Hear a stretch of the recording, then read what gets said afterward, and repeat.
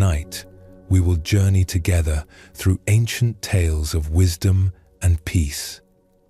These are stories passed down through generations of Zen masters who discovered profound truths in the simplest moments of life.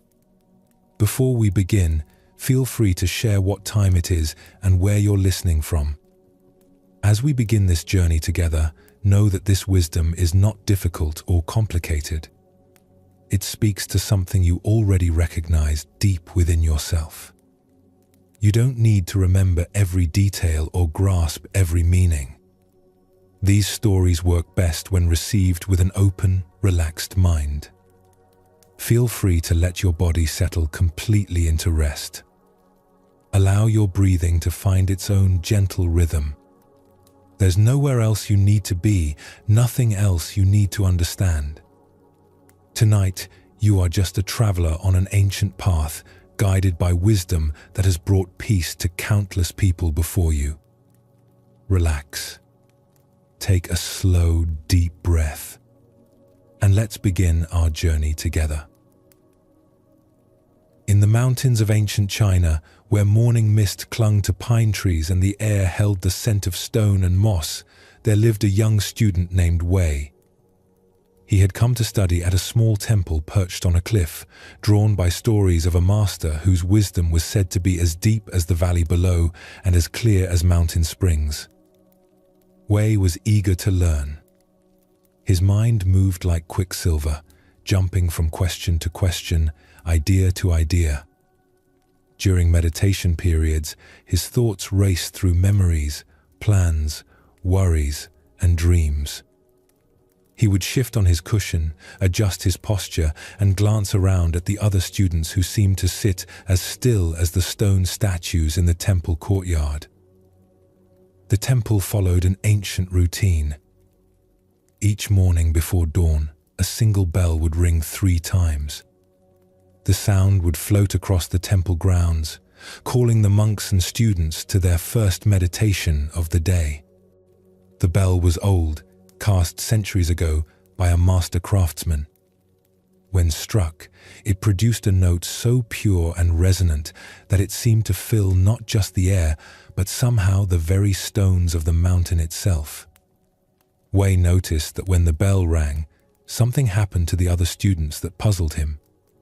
They would become completely still, as if the sound itself had turned them to peaceful statues. Their breathing would slow. Their faces would soften. Even after the bell's voice faded into silence, they remained motionless, absorbed in something Wei could not understand. But for Wei, the bell was simply a signal. When it rang, he would hurry to the meditation hall, settle quickly on his cushion, and immediately begin trying to quiet his mind. He would close his eyes and attempt to focus on his breathing, but within moments, his thoughts would carry him away. He would remember something from yesterday, or plan something for tomorrow, or wonder if he was meditating correctly. During the long periods of sitting meditation, Wei would often become restless. His back would ache. His legs would grow stiff. He would count his breaths, then lose count and start over. He would try to empty his mind, only to find it filling with more thoughts.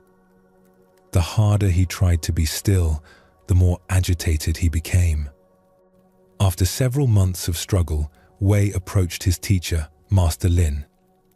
The old master had a weathered face lined with years of gentle smiles and eyes that held the depth of still water.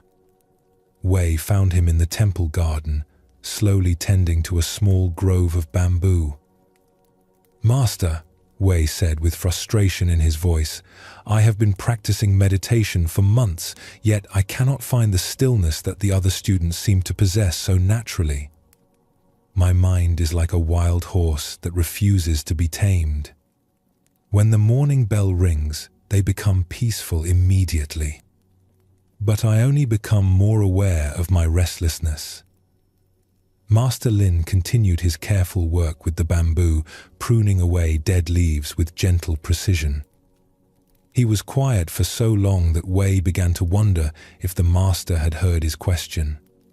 Finally, Master Lin spoke without looking up from his work. "Tell me, Wei, when the morning bell rings, what do you do?" "I listen to it briefly, then hurry to take my place for meditation." "And what do the other students do?" Wei thought about this. "They seem to listen to the entire sound. They don't move until it fades completely." "Yes," Master Lin said softly. "And tell me, what is the purpose of the bell?" "To call us to meditation, Master." "Perhaps. Or perhaps the bell itself is the meditation." Wei felt confused. "I don't understand, Master.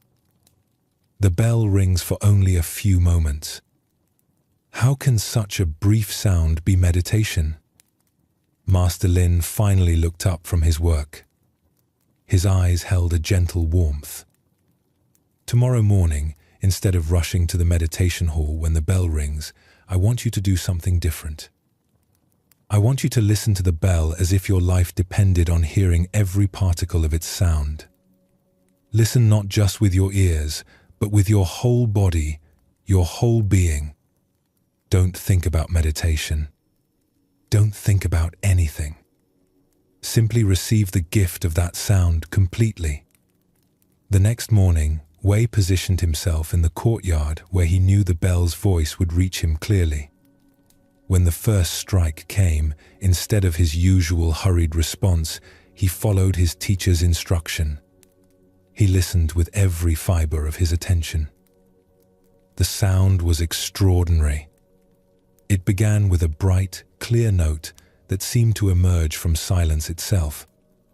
But as Wei listened more deeply, he discovered layers within the sound.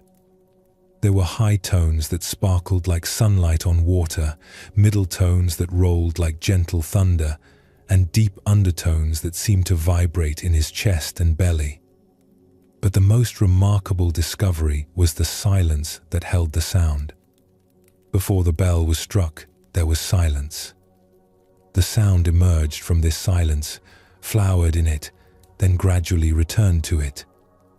The silence was not empty. It was full, alive, waiting.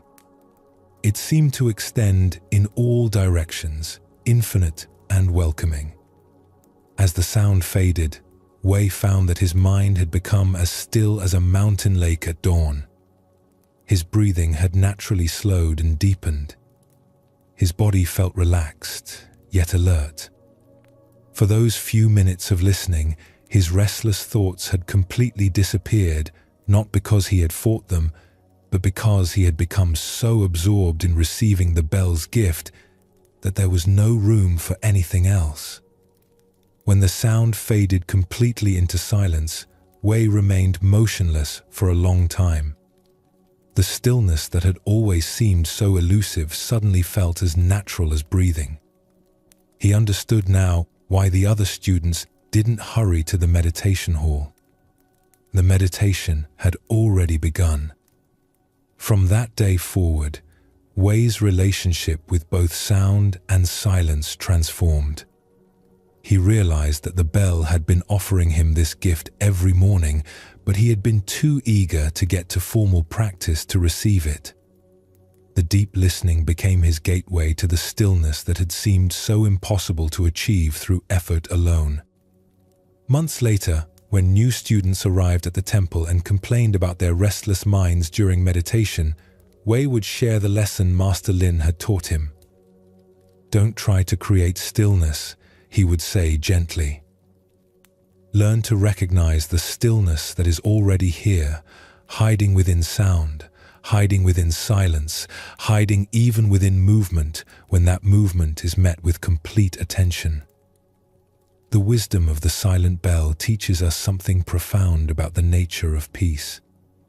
We often think of stillness as the absence of sound, the absence of movement, the absence of thought.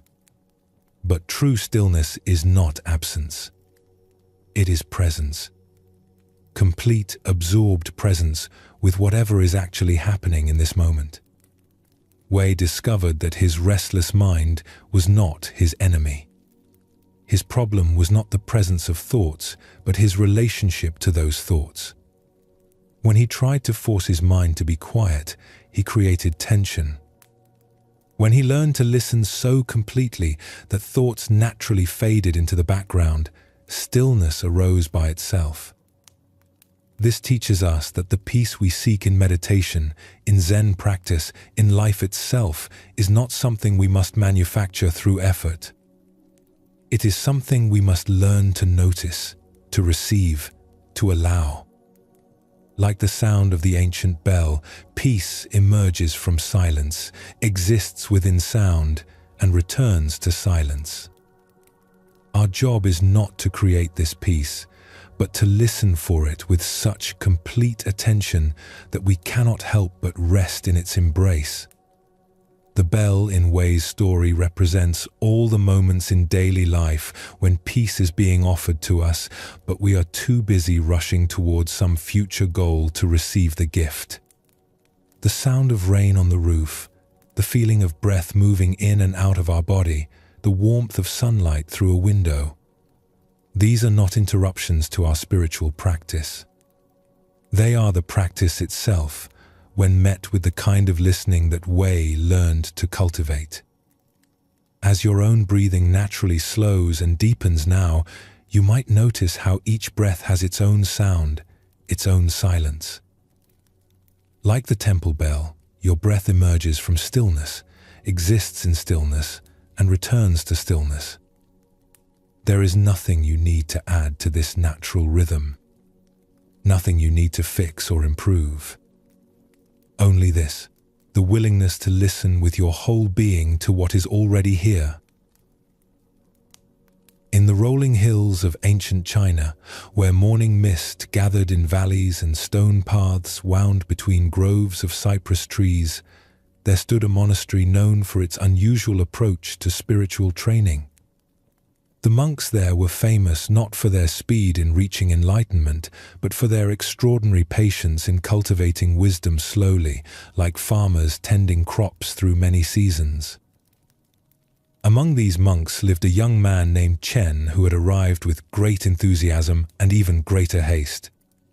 He had read many texts about Zen practice and felt ready to achieve the profound states of consciousness he had studied. Chen was intelligent and dedicated, but he possessed one quality that would prove both his greatest challenge and his most important teacher. He was always in a hurry. During walking meditation, while the other monks moved with deliberate slowness along the mountain paths, Chen would find himself constantly wanting to walk faster. His legs felt restless. His mind would race ahead to his destination. He would count his steps impatiently, wondering when the walking period would end so he could move on to the next activity. In the meditation hall, Chen would settle onto his cushion and immediately begin trying to achieve the deep states of concentration he had read about. When his mind wandered, he would jerk his attention back to his breath with forceful determination.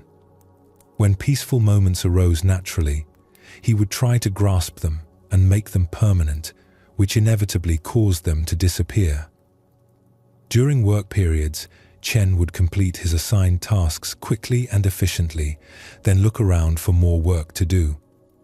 He would finish sweeping his section of the walkway, then offer to help others who were still working on theirs. He meant to be helpful, but the other monks began to feel pressured by his constant motion and urgency. After several months of this restless activity, Chen's teacher, Master Liu, called him for a private meeting. Master Liu was an elderly monk whose movements had the quality of water flowing over stones, unhurried but continuous, gentle but unstoppable. His voice carried the same quality, soft but penetrating, never rushed but always clear. Chen, Master Liu said as they sat in the small garden behind the teacher's quarters, "I have been watching your practice with great interest. You work harder than most students.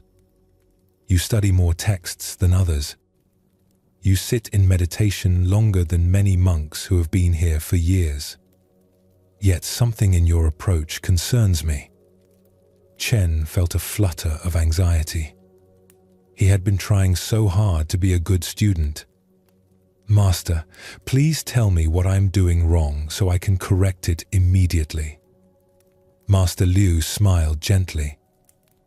"Your eagerness to correct problems immediately is itself part of the pattern I wish to discuss. Tell me, when you walk the meditation paths, what do you experience?" "I try to stay mindful of each step, Master, but I often find myself wanting to reach the end of the path more quickly. The walking seems to take so long, and I feel like I could be using that time for deeper practices."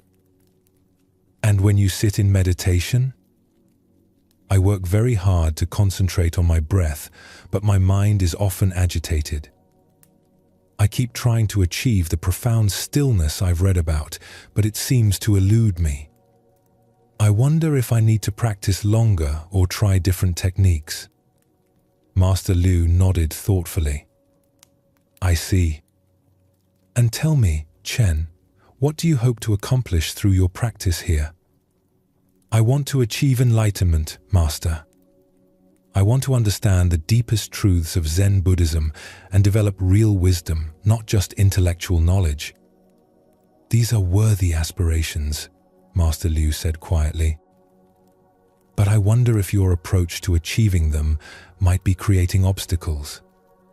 Tell me, have you noticed how Brother Ming walks the meditation paths?" Chen thought about Ming, an older monk who had been at the monastery for over 20 years.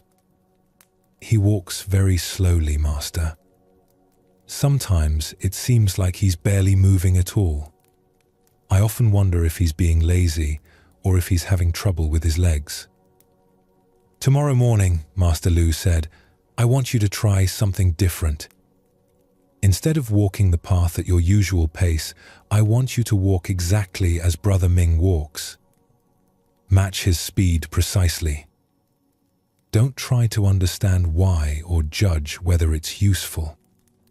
Simply experiment with moving at his pace for 1 week." Chen felt frustrated by this instruction. Walking that slowly seemed like a waste of time, a step backward from the intensive practice he had been maintaining. But he respected his teacher and agreed to try the experiment. The next morning, Chen positioned himself behind Brother Ming as they began the walking meditation. Ming's pace was indeed extraordinarily slow. He would lift each foot with deliberate care, place it gently on the ground, pause slightly, then slowly shift his weight forward before lifting the other foot. What usually took Chen 10 minutes now stretched to nearly half an hour. At first, Chen felt almost tortured by the slowness. His mind raced with impatience. He wanted to push past Ming and walk at a normal speed. His legs felt restless and cramped. He kept checking to see how much farther they had to go, counting the minutes until the walking period would end. But as the days passed, something unexpected began to happen. The forced slowness gradually quieted Chen's racing mind. Without the constant goal of reaching his destination, his attention began to settle into the immediate sensations of walking. He started to notice things he had never seen before during his hurried trips along the same paths. He became aware of the way morning light filtered through the leaves of the ancient oak trees that lined the walkway. He noticed how the stone path felt different under his feet in various weather conditions, how the texture changed from dry and rough to smooth and slightly slippery after rain. He began to hear the subtle sounds of the monastery waking up, the distant chanting from the main hall, the whisper of wind through bamboo groves. More surprisingly, Chen discovered that his mind, no longer focused on arriving somewhere else, began to experience moments of genuine stillness. During the slow walking, thoughts would arise and pass away naturally, like clouds drifting across a clear sky. He wasn't fighting with his mind or trying to control it. The rhythm of the walking seemed to settle his mental activity without any effort on his part. After a week of this experiment, Chen met again with Master Liu. The young monk's demeanor had changed noticeably. His usual restless energy had softened into something more grounded and present. "Master," Chen said, "the slow walking has been a revelation. I understand now why Brother Ming moves as he does. The slowness isn't laziness. It's a form of meditation that I never recognized because I was always trying to get somewhere else." "Yes," Master Liu replied. "And what else have you discovered?" "That my impatience was preventing me from receiving what each moment was offering. When I walked quickly, I was always focused on the destination. But when I walked slowly, I began to experience the journey itself. The path became the practice, not just a way to get to the practice." Master Liu nodded approvingly. "This understanding can be applied to all aspects of your spiritual training. Your eagerness to achieve enlightenment quickly has been preventing you from receiving the teachings that are available right now, in this moment, through whatever you are experiencing." Over the following months, Chen began to approach all his activities with this new understanding of patience. During sitting meditation, instead of striving to achieve particular states, he learned to be present with whatever his mind offered. Some sessions were filled with thoughts, others with sleepiness, others with clarity. He stopped judging these variations and began to see each as an opportunity to practice awareness and acceptance. During work periods, Chen discovered that moving slowly and deliberately made even simple tasks become forms of meditation. Sweeping became a dance of careful attention. Preparing food became an exercise in mindfulness. Copying texts became a way of absorbing wisdom through the patient movement of brush and ink. Years later, when Chen had become a teacher himself, he would often share the lesson of the slow walking with his own students. "Zen practice," he would explain, "is not about racing towards some distant goal of enlightenment. It is about learning to be completely present with whatever is happening right now. The moment you are in is always the perfect moment for awakening, but only if you are patient enough to receive its teaching fully." Chen learned that true patience in Zen practice is not passive waiting, but active presence. It is the willingness to let each moment unfold at its own pace, rather than forcing it to conform to our timeline of spiritual progress. It is the recognition that wisdom develops organically, like a plant growing toward light, and cannot be rushed without damaging the natural process. The path of patience teaches us that spiritual development has its own rhythm, one that is often slower than our eager minds prefer. But when we learn to move at the pace of wisdom rather than the pace of desire, we discover that every step is complete in itself, every breath is sufficient, and every moment contains everything we need for genuine understanding. In a village famous throughout the region for its beautiful pottery, there lived a master craftsman named Yuki, whose work was treasured in temples and homes across the kingdom. His bowls were said to hold water like cupped hands holding moonlight. His teacups brought out flavors that ordinary vessels could never reveal. Collectors would travel for weeks to commission pieces from his skilled hands. Yet Yuki's approach to his craft puzzled many people who came to observe his work. In an age where other potters competed to see who could produce the most pieces in a day, Yuki would make only one bowl at a time. From the preparation of clay to the final glazing, he would focus entirely on that single piece, sometimes for days or even weeks before beginning another. Young potters would visit his workshop expecting to learn efficient techniques for rapid production. Instead, they would find Yuki sitting quietly with a lump of clay, simply holding it, feeling its texture and moisture, sensing its possibilities. He might spend an entire morning this way before ever placing the clay on his potter's wheel. Master Yuki, an eager young student named Hana, asked one day, "Why do you work so slowly?" "The potter in the next village can make 10 bowls in the time it takes you to make one. Surely you could serve more people and earn more income if you increased your pace." Yuki continued his gentle work with the clay, his hands moving with the rhythm of someone who had merged completely with his craft. The wheel turned steadily, and the clay rose under his palms like a flower opening to the Sunday. He was quiet for so long that Hana wondered if he had heard her question. Finally, without taking his eyes from the emerging bowl, Yuki spoke softly. "Tell me, Hana, when you eat rice, do you try to swallow your entire meal in one gulp, or do you chew each grain slowly enough to taste its sweetness?" "I chew slowly, of course, Master. Otherwise, I would choke and I wouldn't taste anything." "Exactly. And when you walk in a beautiful garden, do you run through as quickly as possible to see everything at once? Or do you move slowly enough to appreciate each flower, each stone, each play of light and shadow?" Hana thought about this. "I suppose I walk slowly in a garden so I can really see what's there."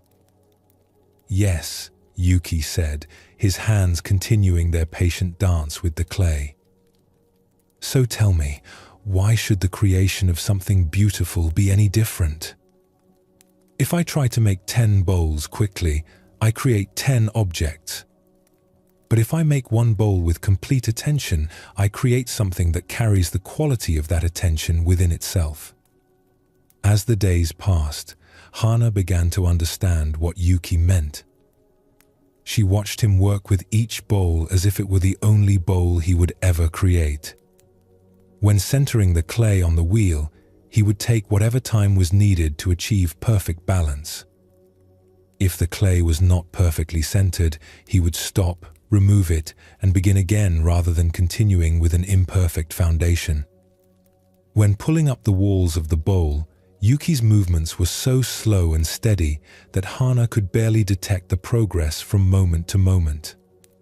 Yet, when she looked away and then back after several minutes, she would be amazed at how much the form had developed. The clay seemed to grow under his hands like a living thing reaching toward its perfect shape. Most remarkably, Yuki seemed to enter a state of deep meditation while working. His breathing would slow and deepen. His face would become peaceful and absorbed. The usual sounds of the workshop, the turning of the wheel, the whisper of clay against palms, seemed to create a rhythm that drew both potter and observer into a profound stillness. "Master," Hana asked one afternoon as she watched him carefully trim the foot of a bowl that was nearly finished, "you seem to disappear when you work. Where do you go?" Yuki paused in his trimming and looked up with eyes that held a gentle brightness. "I don't go anywhere, Hana. I come here. When I work quickly, part of my attention is always jumping ahead to the next bowl, the next customer, the next challenge. But when I work slowly enough to be completely present with this clay, this moment, this precise movement of my hands, then I am fully here. And when I am fully here, the clay and I work together rather than against each other." Hana began to experiment with this approach in her own pottery practice. At first, slowing down felt almost painful. Her mind would generate constant thoughts about all the bowls she could be making, all the time she was wasting, all the progress she wasn't making toward mastering the craft. But gradually, she began to discover what Yuki had tried to show her. When she slowed down enough to feel the clay's response to her touch, she could sense when it was ready to be shaped and when it needed to rest. When she paid complete attention to the centering process, her bowls started with a foundation that made all subsequent work easier and more successful. Most importantly, Hannah began to experience the deep satisfaction that came from complete absorption in creative work. Instead of thinking about making pottery, she was simply making pottery. Instead of evaluating her progress, she was engaged in the immediate dialogue between her hands and the clay. Instead of worrying about results, she was participating fully in the process. Over time, Hannah's bowls began to develop a quality that surprised even her. They held their shape with natural grace. Their surfaces invited touch. When people used them for eating or drinking, they seemed to enhance the experience in some subtle but unmistakable way. One day, a wealthy collector visited Yuki's workshop and was shown examples of both the master's work and Hannah's recent pieces. The collector examined each bowl carefully, turning it in the light, running his fingers over the surfaces, testing the balance and proportions. "Master Yuki," the collector said finally, "I can see the extraordinary skill in your bowls. But I am surprised to find that your student's work has something of the same quality. How has she developed such mastery in such a short time?" Yuki smiled and looked at Hannah with obvious pride. "She has learned the secret of making one bowl at a time. When you give your complete attention to one piece, that piece teaches you everything you need to know about making the next piece. But when you try to make many pieces without really making any of them completely, each piece remains a stranger to you." Years later, when Hannah had become a respected potter in her own right, she would share Yuki's teaching with her own students. "People often ask me how to develop speed in pottery," she would explain. "But speed is not something you develop by trying to move quickly. True speed comes from eliminating wasted motion, wasted attention, wasted energy. When you are completely absorbed in what you are doing, when there is no separation between yourself and your work, then you move at exactly the right pace. Not too fast, not too slow, but in harmony with the rhythm of creation itself. The lesson of the patient potter reveals something essential about how mastery develops in any field of endeavor. Whether we are learning meditation, developing artistic skills, building relationships, or simply living our daily lives, the temptation to rush toward results often prevents us from receiving the guidance that each moment offers. Yuki's approach to pottery embodies a principle that Zen Buddhism teaches about all meaningful activity. Complete presence transforms both process and outcome. When we bring our full attention to what we are doing right now, we tap into a quality of awareness that produces results far superior to what scattered, goal-oriented effort can achieve. The young potter Hannah discovered that slowing down actually accelerated her real learning. By taking time to feel the clay's responses, to notice subtle changes in texture and plasticity, to develop sensitivity to the material she was working with, she learned more in months than she might have learned in years of hurried practice. This teaches us that patience in Zen practice is not about accepting slow progress. It is about recognizing that depth of engagement produces more authentic development than surface-level speed. When we try to rush through meditation techniques, we miss the subtle teachings that emerge only when we settle deeply into present experience. The potter's wheel in Yuki's workshop represents the natural rhythm of all creative work. It turns at its own speed, neither hurrying nor delaying. The clay responds to patient hands that move in harmony with this rhythm rather than fighting against it.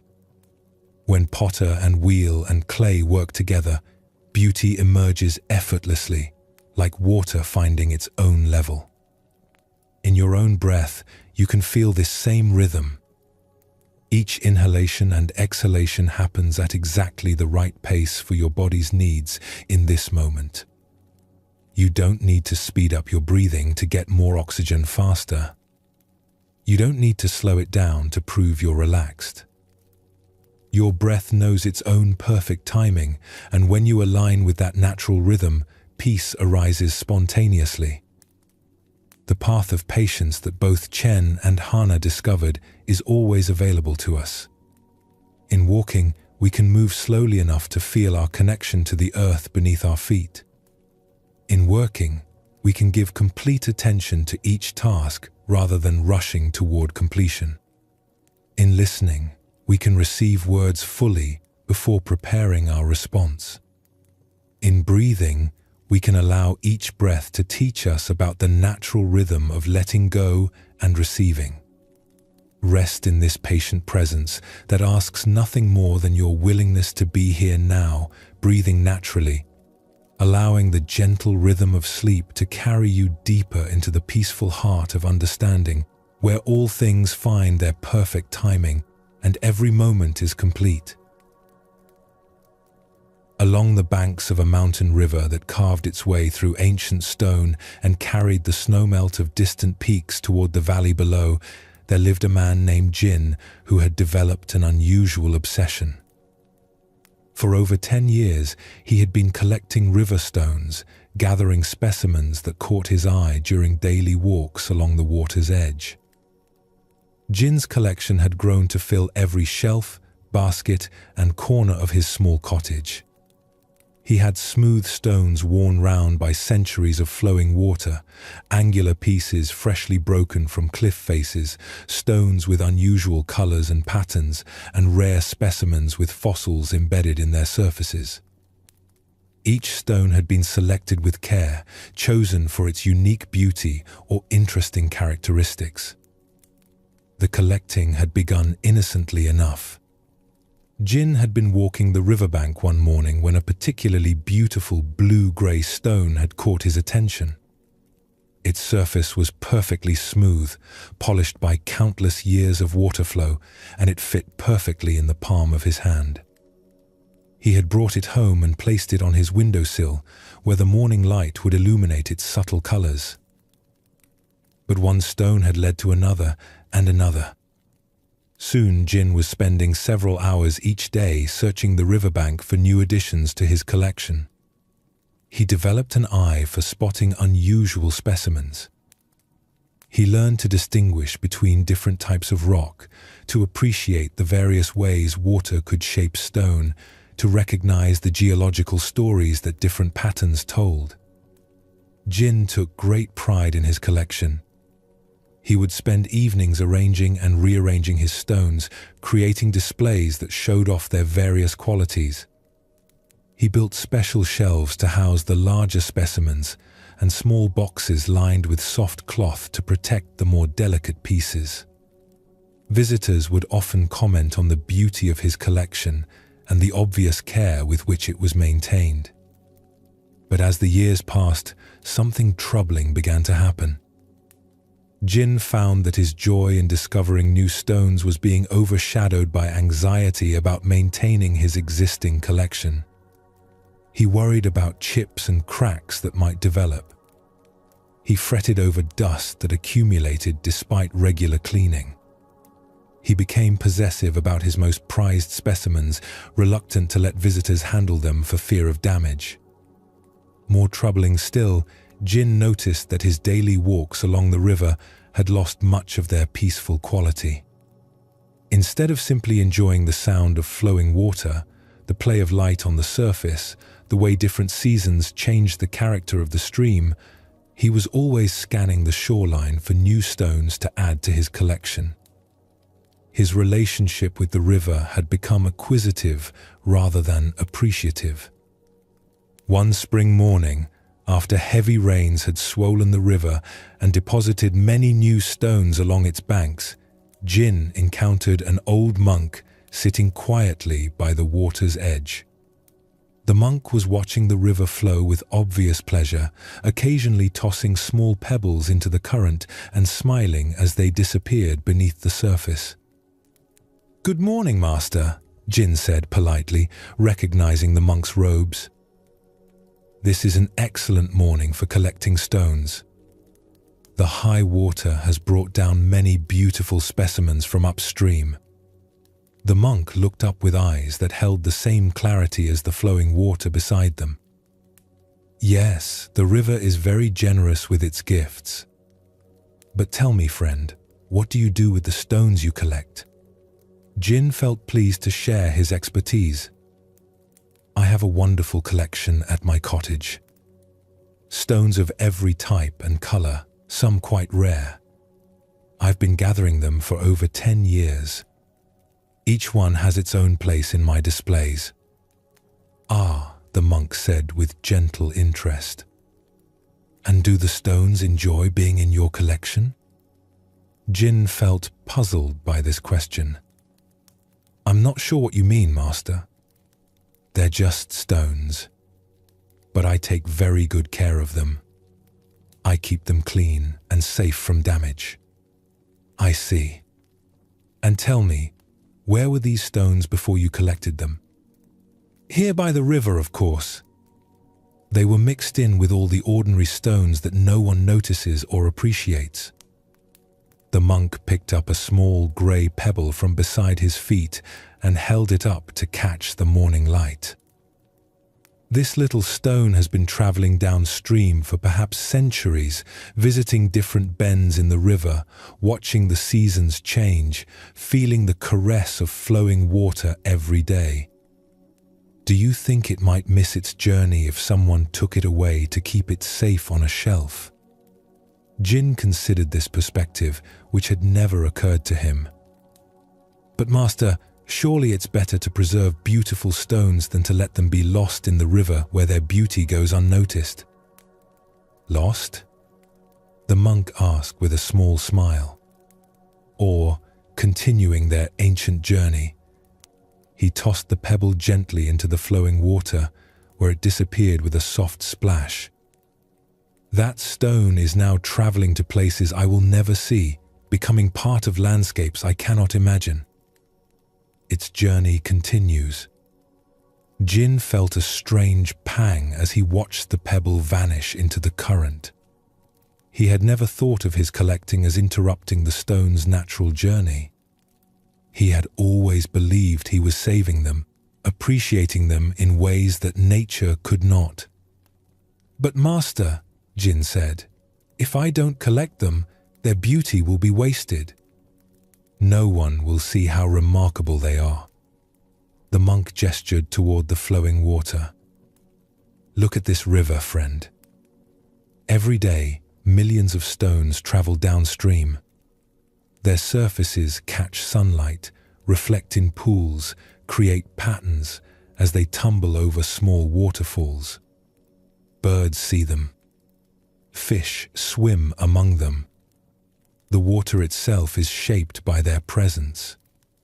Is this beauty wasted simply because no human eye catalogues and preserves it?" As Jin listened, he began to feel a weight he hadn't noticed before.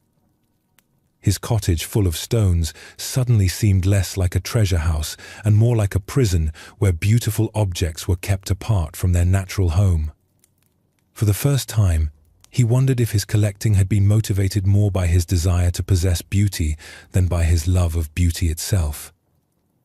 "Master," Jin asked quietly, "are you saying it's wrong to collect stones?" "I'm asking you to consider whether your stones serve beauty better on your shelves or in their river journey. Only you can answer that question. But I can tell you this. True appreciation often means allowing what we love to be exactly what it is, where it belongs, doing what it was made to do." The monk stood slowly and brushed dust from his robes. "I must continue my own journey now. But before I go, may I ask you something? When you look at this river, what brings you more joy? The stones you might take from it, or the flowing itself?" Jin thought about this question as the monk walked away along the riverbank. He realized that he had been so focused on individual stones that he had stopped really seeing the river as a living, flowing whole. He had been treating it like a treasure box rather than a teacher. That evening, Jin sat in his cottage surrounded by his carefully organized collection. For the first time in years, instead of seeing beautiful objects well cared for, he saw stones separated from their home. He imagined each specimen continuing its journey downstream, tumbling over rapids, settling in quiet pools, gradually wearing smooth in the patient embrace of flowing water. Over the following days, Jin found himself returning to the riverbank, not to search for new stones, but simply to watch the water flow. He began to appreciate the river's constant teaching about impermanence, about the beauty of letting go, about the way all things find their way to where they belong when allowed to move naturally. Gradually, Jin began to understand what the monk had shown him. His love of river stones had grown into attachment to river stones, and this attachment had actually separated him from the very beauty he thought he was preserving. He had been trying to stop time, to hold permanent what was meant to be flowing.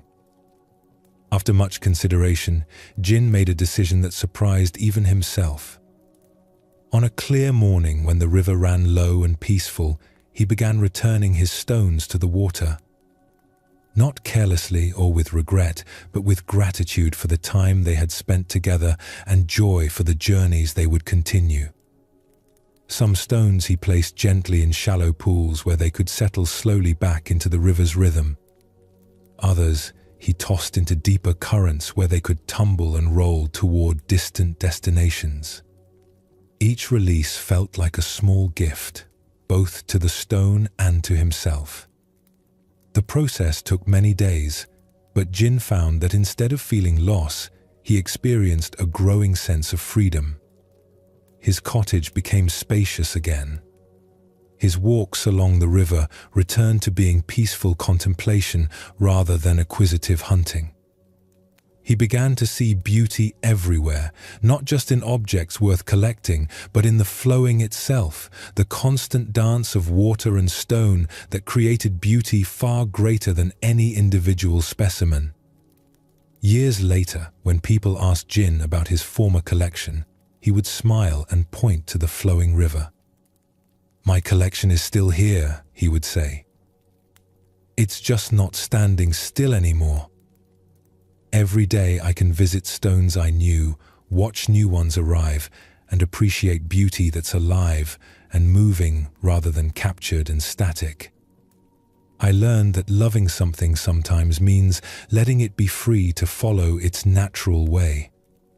The Riverstone Collector's story teaches us something profound about the difference between appreciation and attachment in Zen practice. Jin's initial love of beautiful stones was genuine, but it gradually transformed into a need to possess and control that beauty. This transformation separated him from the very source of what he loved. In our spiritual practice, we can fall into similar patterns. We might begin with authentic appreciation for moments of peace or clarity that arise during meditation. But if we try to grasp these experiences, to make them permanent, or to collect them like trophies of our spiritual progress, we move away from the flowing nature of consciousness itself. The monk's teaching about the stone's journey points to a fundamental principle of Zen Buddhism. All phenomena arise, exist for a time, and pass away.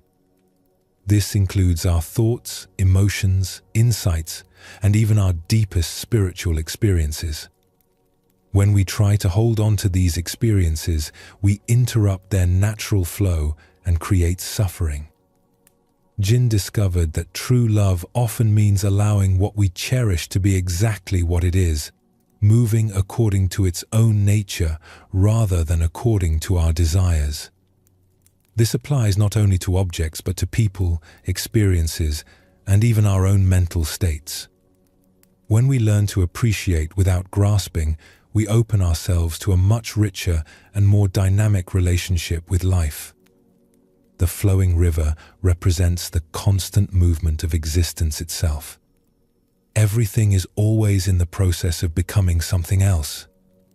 The stone that catches our eye today will be different tomorrow, shaped by tonight's flow. The moment of peace we experience in meditation will naturally give way to whatever arises next. This isn't a problem to be solved, but a reality to be embraced.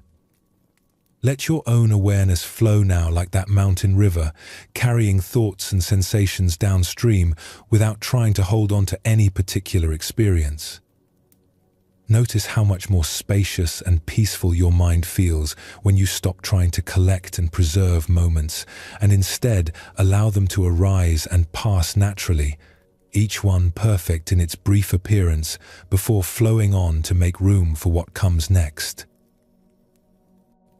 In a village where the sound of hammer on anvil rang through the air from dawn until dusk, there lived a blacksmith named Kenzo, whose skill was matched only by his famous temper. His forge produced the finest tools, horseshoes, and decorative ironwork in 3 provinces. But everyone who dealt with him knew to approach with caution when the fire burned hot and the work grew challenging.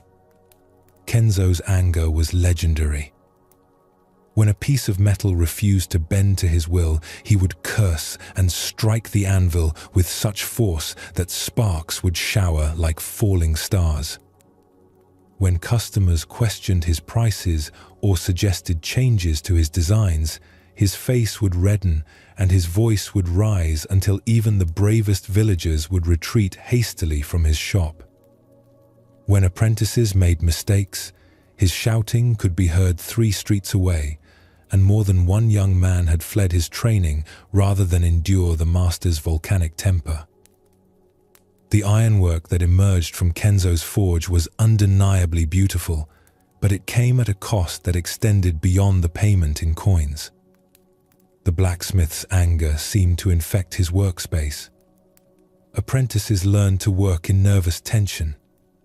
Customers conducted their business quickly and left as soon as possible. Even the quality of the work sometimes suffered when Kenzo's rage caused him to strike too hard or work metal while it was too hot or too cold for proper shaping. For years, this pattern continued. Kenzo's reputation for fine craftsmanship kept customers coming despite his difficult personality, and his anger seemed to be simply part of who he was, as unchangeable as the color of his eyes or the strength of his arms. But one spring day, a young man named Hana came to the village seeking work as an apprentice blacksmith.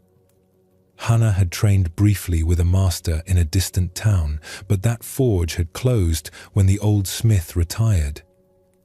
Now Hana needed to continue learning his trade, and despite the warnings of villagers about Kenzo's temper, he was the only master blacksmith in the region accepting apprentices. Hana was soft-spoken and moved with natural calm, like still water reflecting sky. When he approached Kenzo's forge to request apprenticeship, he bowed respectfully and waited patiently while the master finished shaping a horseshoe. The air around the anvil shimmered with heat, and the rhythmic ringing of hammer on metal filled the workspace. "What do you want?" Kenzo growled without looking up from his work. Sweat streaked his soot-covered face, and his massive arms moved with the precision that came from decades of practice. "Master," Hana said quietly, "I seek to learn the art of working iron. I have some basic training, but I need a skilled teacher to develop real mastery." Kenzo finally looked at the young man, taking in his respectful posture and calm demeanor. Most potential apprentices seemed either too eager or too intimidated. This one appeared neither. "Apprenticeship here is not easy," Kenzo warned. "I demand perfection. I have no patience for lazy workers or slow learners. Many have started and few have finished their training with me." "I understand, Master. I am willing to work hard and learn from whatever instruction you provide."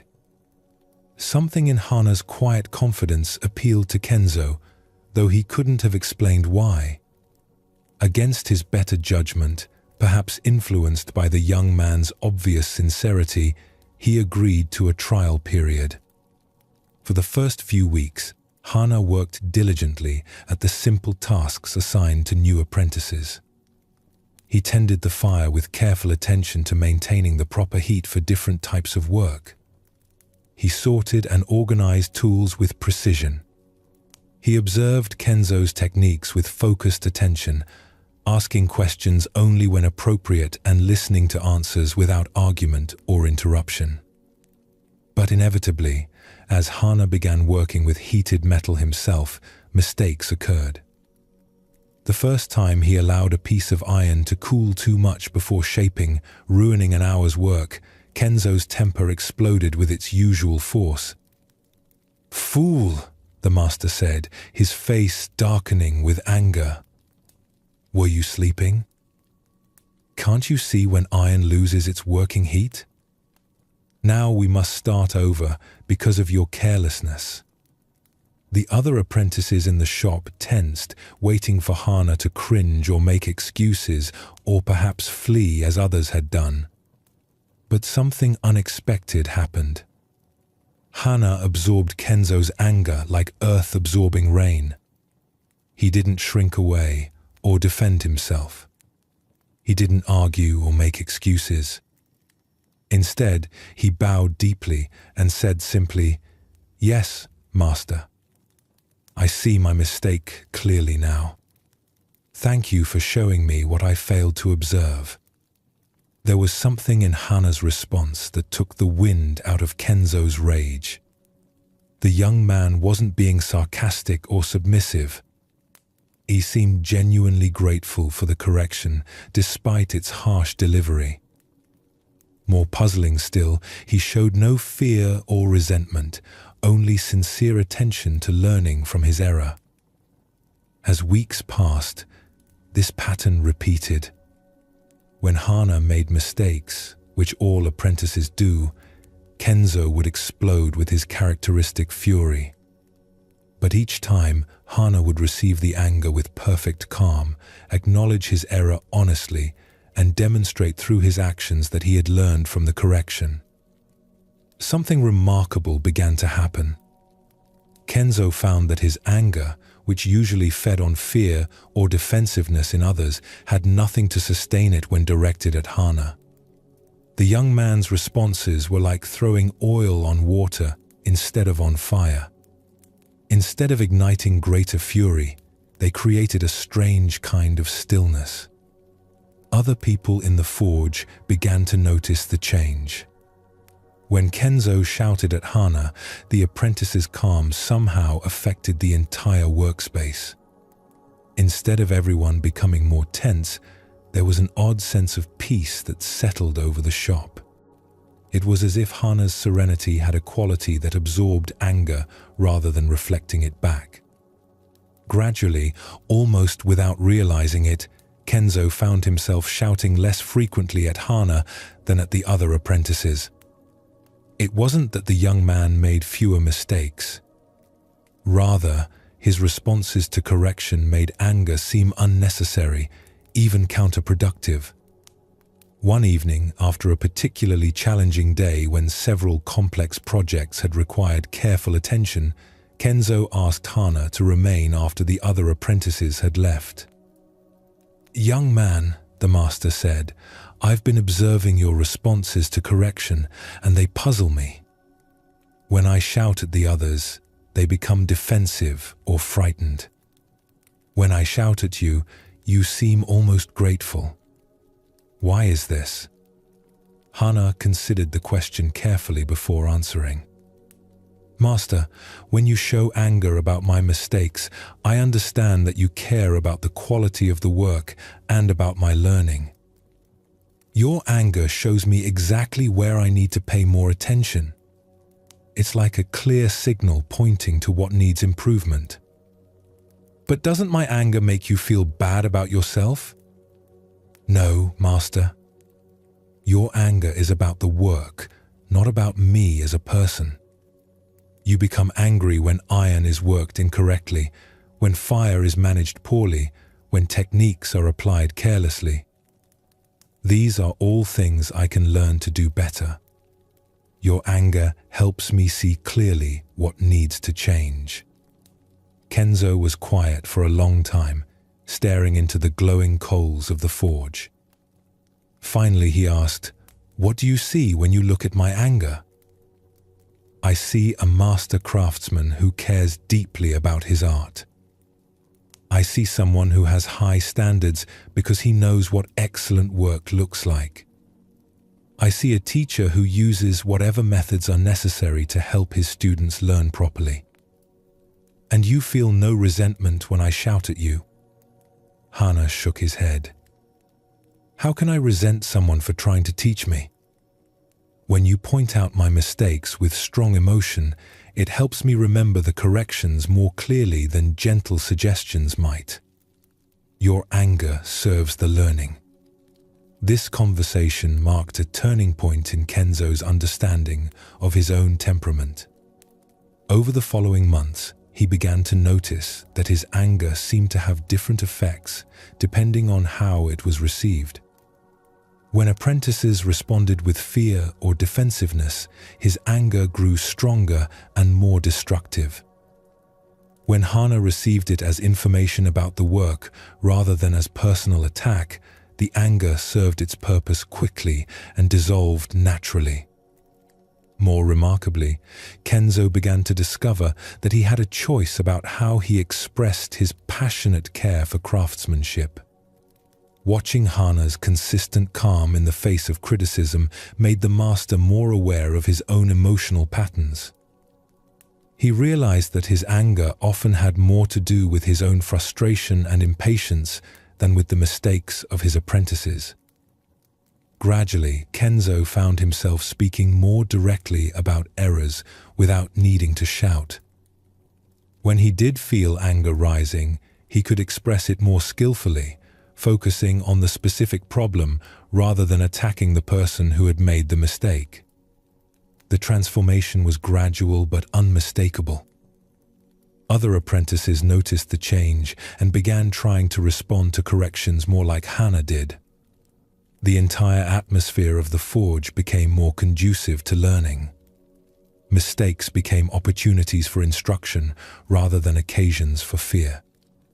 Work improved not only because apprentices were less nervous, but because they were more willing to ask questions and seek guidance when uncertain.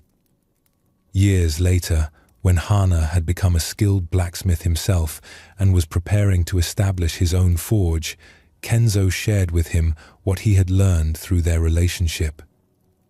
"You taught me something I had never understood about anger," the master said. "I thought anger was simply part of my nature, something I had no control over. But watching your responses showed me that anger is like fire in the forge.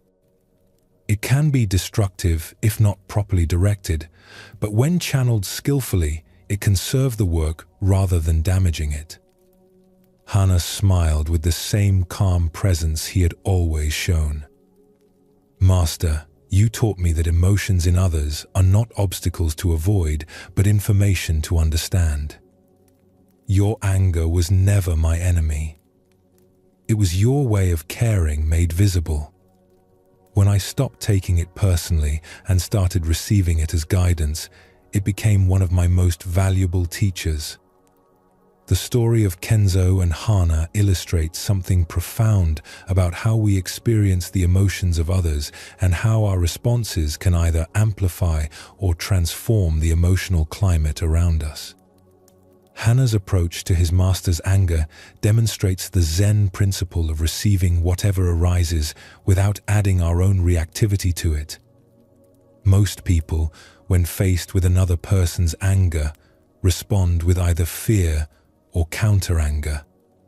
Both responses create a cycle of escalation where emotions feed on each other and grow stronger.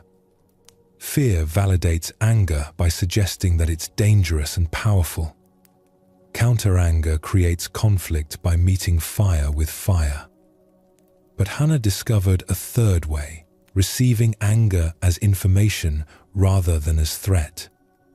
By understanding that Kenzo's outbursts reflected his passionate care for craftsmanship rather than personal hostility, Hana could respond to the content of the emotion rather than being overwhelmed by its intensity. This skill of emotional alchemy, transforming the energy of difficult emotions through the quality of our response, is central to Zen practice.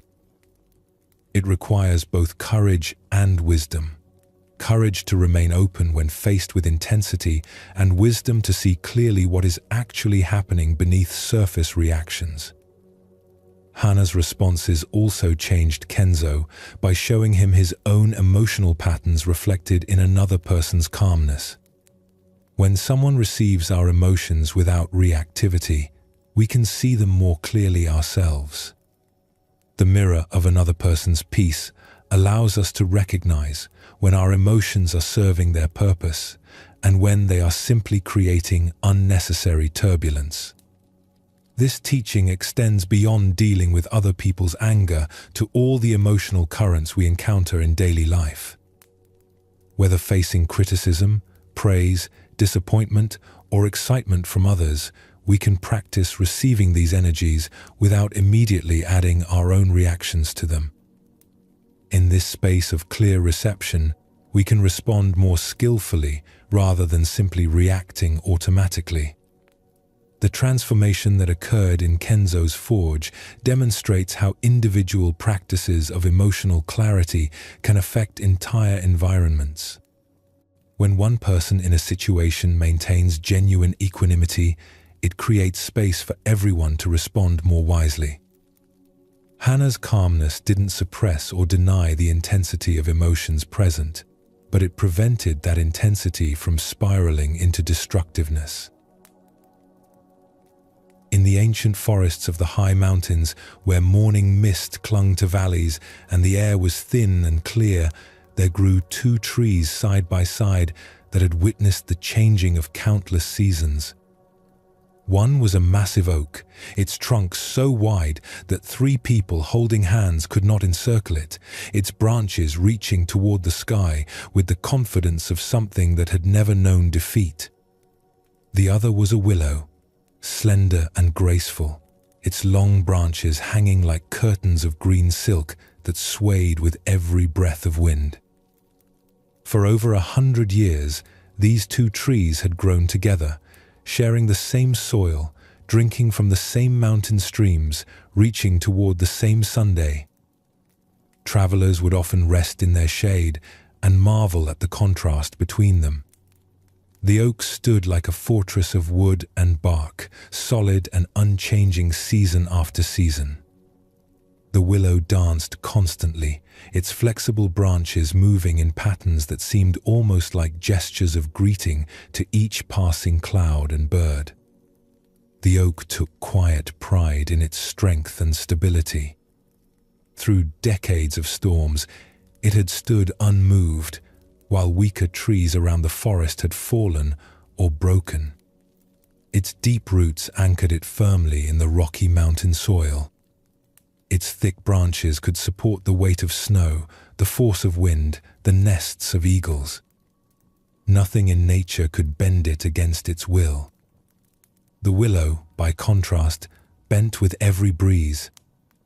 Its branches would sweep low during windstorms, sometimes touching the ground before springing back toward the sky. In winter, heavy snow would bow its limbs until they nearly broke, yet somehow they always returned to their natural positions when the weight was removed. The willow seemed to have no fixed shape, changing its form constantly in response to whatever forces moved around it. For many years, the relationship between the trees was harmonious. They shared the clearing peacefully, each following its own nature without interfering with the other.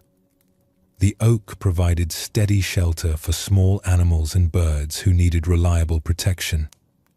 The willow offered graceful beauty and gentle shade for creatures who appreciated movement and change. But as both trees grew larger with the passing decades, their different approaches to meeting life's challenges became more apparent.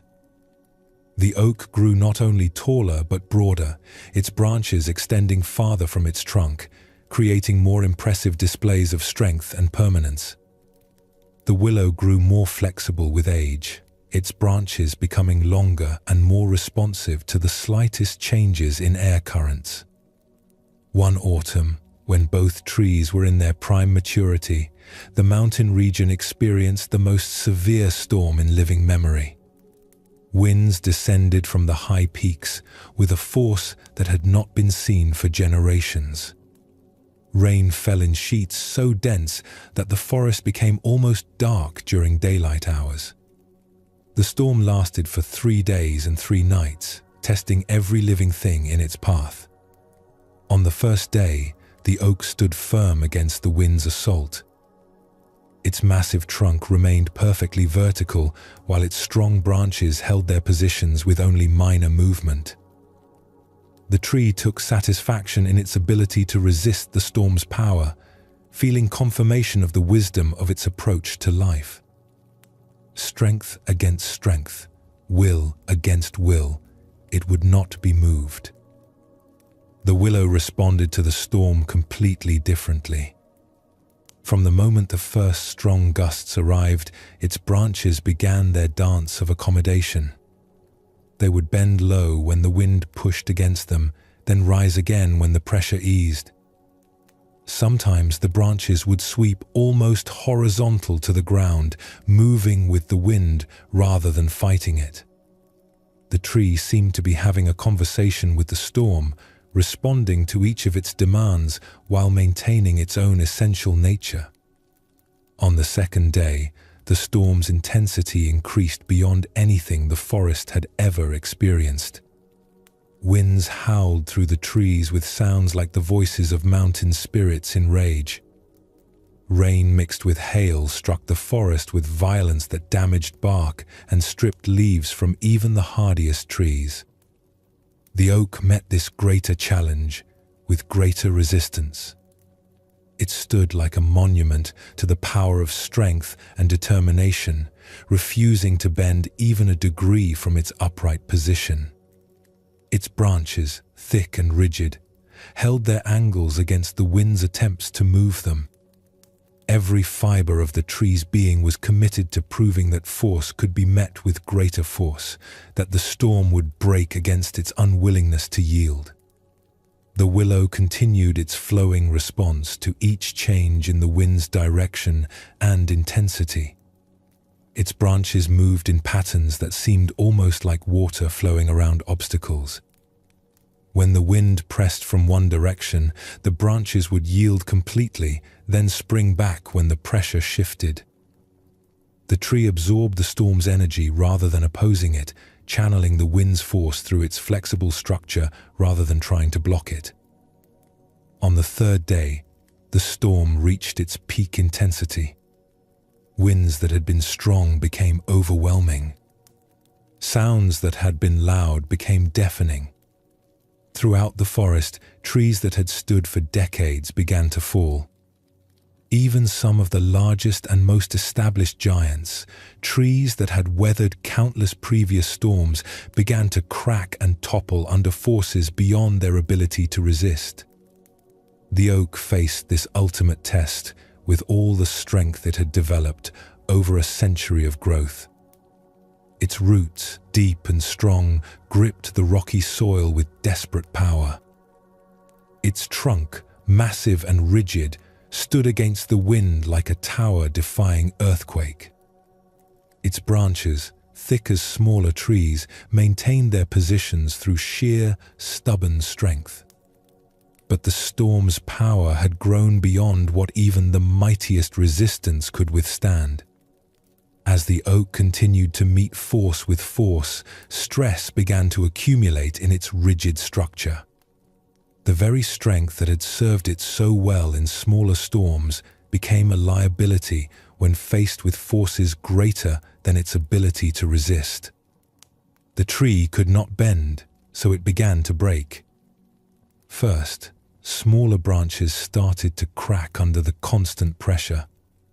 Then larger limbs began to split where they joined the trunk. The oak's commitment to maintaining its shape, its refusal to yield even slightly, meant that when the storm's power exceeded its resistance, it had no way to accommodate the overwhelming force. During the height of the third night, with a sound like thunder that shook the entire mountain, the great oak finally broke. Its massive trunk snapped halfway up its height, and the ancient tree came crashing down with its branches still extended, still rigid, still trying to maintain the shape it had held for over 100 years. The willow, meanwhile, continued its graceful dance with the storm's fury. Its branches swept the ground repeatedly, sometimes lying flat for minutes at a time as the wind pressed them down with irresistible force. But each time the pressure eased even slightly, the flexible branches would spring back toward their natural position, ready to bend again when the next gust arrived. The willow's strategy of accommodation allowed it not only to survive the storm but to do so without major damage. By working with the wind rather than against it, by yielding when yield was necessary and recovering when recovery was possible, the tree channeled the storm's energy harmlessly through its flexible structure.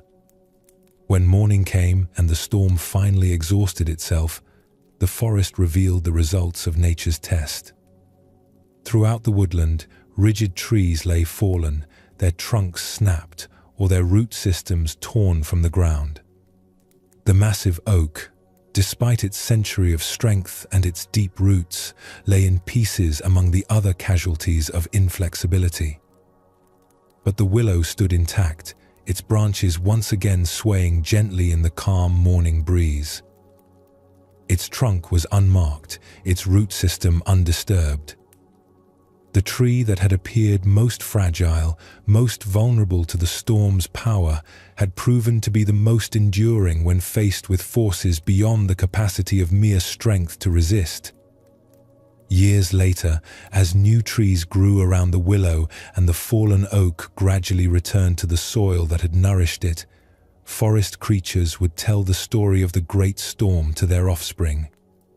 The tale became a teaching about two different approaches to meeting overwhelming challenges and the sometimes surprising results of flexibility versus rigidity. The willow, now the elder tree of its clearing, continued to dance with every breeze, teaching by example that true strength sometimes lies not in the ability to resist all forces, but in the wisdom to yield when yielding serves survival, and to spring back when conditions allow recovery. The teaching of the oak and willow speaks to one of the most practical applications of Zen wisdom in daily life.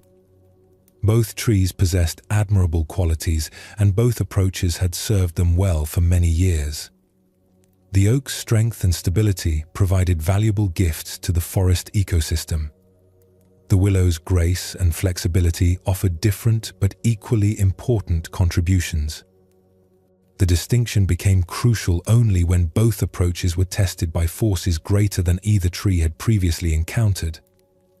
In such extreme conditions, the qualities that had been assets could become liabilities if applied inflexibly. The oak's commitment to never yielding, its identity built on unchanging resistance, left it with no options when resistance was insufficient. This pattern appears frequently in human experience. Personality traits, strategies, or approaches that serve us well under normal circumstances can become sources of suffering when we encounter situations that exceed their capacity. Determination becomes stubbornness when flexibility would serve better. Independence becomes isolation when connection is needed. Confidence becomes rigidity when humility would enable learning. The willow's approach demonstrates what Zen teachings describe as skillful means or adaptive wisdom. Rather than committing to any fixed strategy, the willow responded appropriately to whatever conditions arose. When gentle breezes called for graceful swaying, it swayed gracefully. When fierce winds demanded complete yielding, it yielded completely. When calm returned, it resumed its natural posture. This flexibility requires a different kind of strength than the oak's resistance-based approach. The willow needed the resilience to bend without breaking, the patience to endure periods of being pressed flat, and the vitality to recover repeatedly from extreme positions. Most importantly, it needed the wisdom to recognize when accommodation served better than resistance. In human terms, this translates to developing the capacity to respond freshly to each situation rather than applying the same approach regardless of conditions. Sometimes we need the oak's strength and stability. Sometimes we need the willow's flexibility and adaptability. Wisdom lies in recognizing which approach serves best in any given moment. The story also teaches about the nature of true durability. The oak's approach aimed at permanent strength, building structures that could resist any force indefinitely. The willow's approach accepted temporary vulnerability in service of long-term survival. By allowing itself to be moved and shaped by forces beyond its control, it preserved its essential life and capacity for growth. This principle applies to spiritual practice as well as practical life skills. Meditation traditions that insist on rigid adherence to specific techniques may provide stability for practitioners who need structure, but they can become obstacles when life demands different responses. Approaches that emphasize adaptability and responsiveness to changing conditions may seem less systematic, but often prove more sustainable when faced with the varied challenges of long-term practice. Let your own breathing now reflect the willow's wisdom. Notice how each breath adapts naturally to your body's changing needs, sometimes deep, sometimes shallow, always responsive to present conditions rather than following any fixed pattern. This natural flexibility of breath can teach your mind the same adaptive responsiveness that allowed the willow to survive while more rigid structures fell. In a village where many people suffered from various ailments and injuries, there lived a woman named May who had developed a reputation as an extraordinary healer. People would travel from neighboring towns to seek her help with conditions that other physicians had been unable to cure. Yet, those who came expecting to find someone practicing elaborate medical techniques or dispensing exotic remedies were often surprised by what they encountered. May's healing practice involved no medicines, no herbs, no needles or instruments of any kind. Her treatment room contained only simple cushions arranged around a low table where tea was served. When patients came to her, she would invite them to sit comfortably and share tea while they talked about whatever concerns had brought them to seek her help. At first, many visitors assumed that the tea drinking was preliminary to the real treatment, which would surely involve some kind of medical intervention. They would describe their symptoms and wait for May to prescribe remedies or perform therapeutic procedures. Instead, she would continue serving tea and listening with complete attention to whatever her guests wished to share. Master May, patients would sometimes ask, "When will the healing treatment begin?" She would smile gently and reply, "What do you think might be happening right now?" Most people found this response puzzling. They could see that nothing special was taking place. They were simply drinking tea and having conversation with a kind woman who listened carefully to what they said. Yet somehow, many patients discovered that they felt better after spending time with May than they had after more conventional treatments with other healers. A young physician named Dr. Takeshi, who had studied medicine in the capital city and prided himself on his knowledge of the latest treatment methods, became curious about May's unusual approach. He had heard reports of people being helped by her practice, but he couldn't understand how conversation and tea could address serious medical conditions.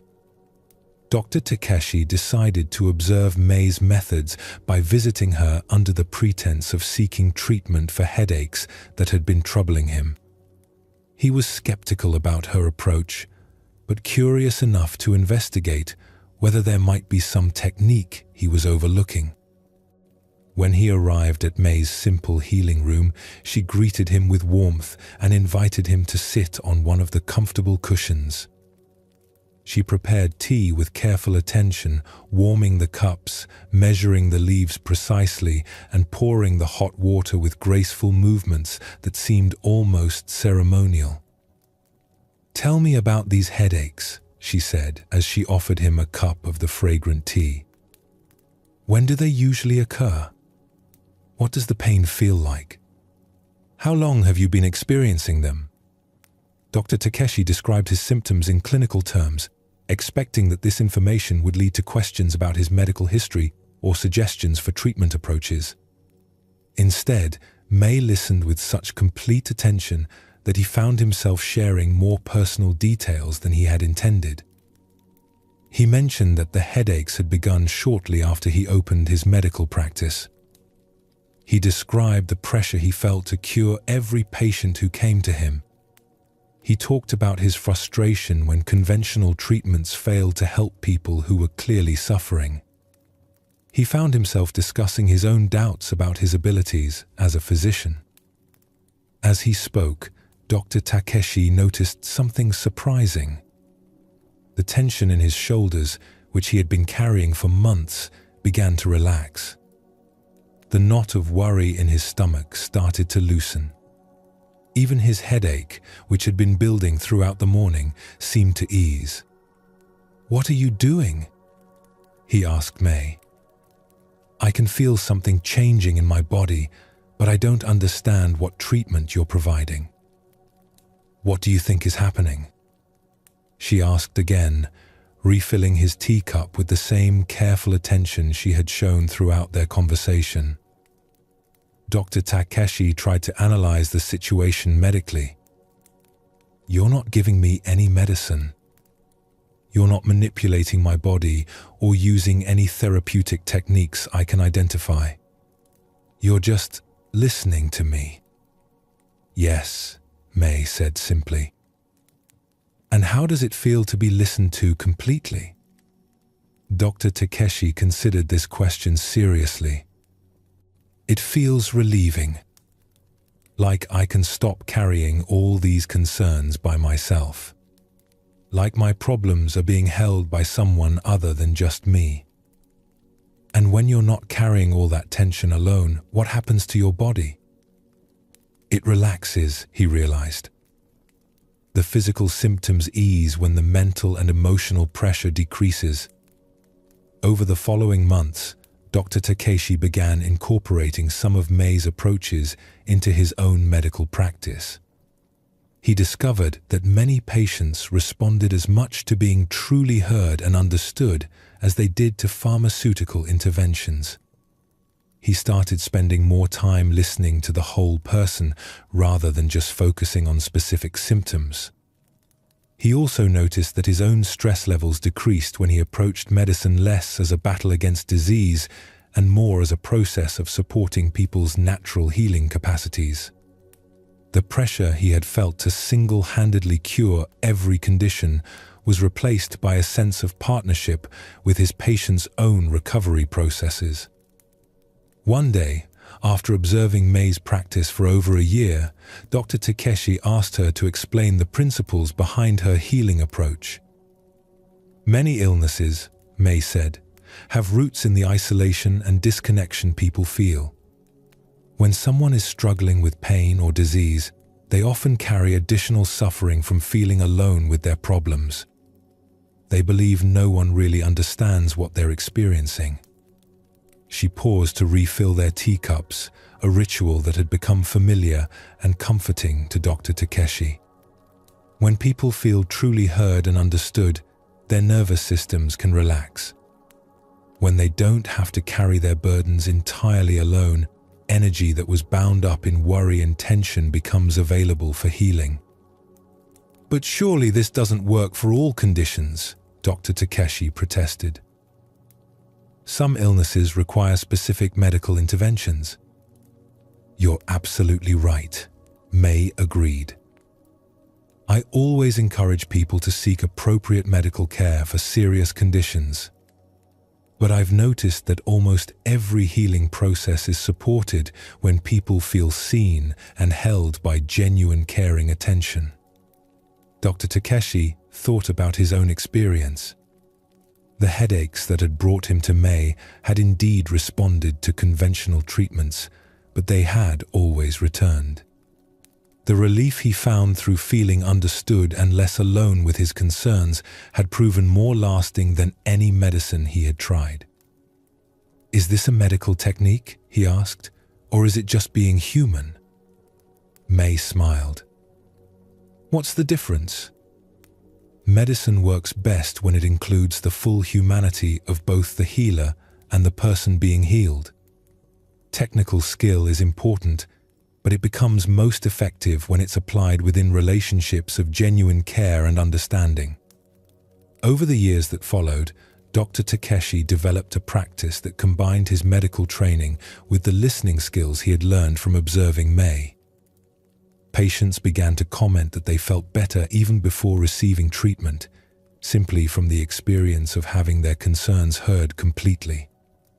He also noticed that his own satisfaction with medicine increased dramatically. Instead of feeling burdened by the responsibility of curing everyone, he could focus on serving each person's healing process with whatever combination of technical skill and human presence seemed most appropriate. Years later, when younger physicians would ask Dr. Takeshi about his unusually successful practice, he would often tell them about the woman who healed with tea and attention. "I learned that the most powerful medicine is often the simplest," he would explain. "People heal better when they don't feel alone with their suffering. Sometimes the most therapeutic thing you can offer is your complete presence and genuine care."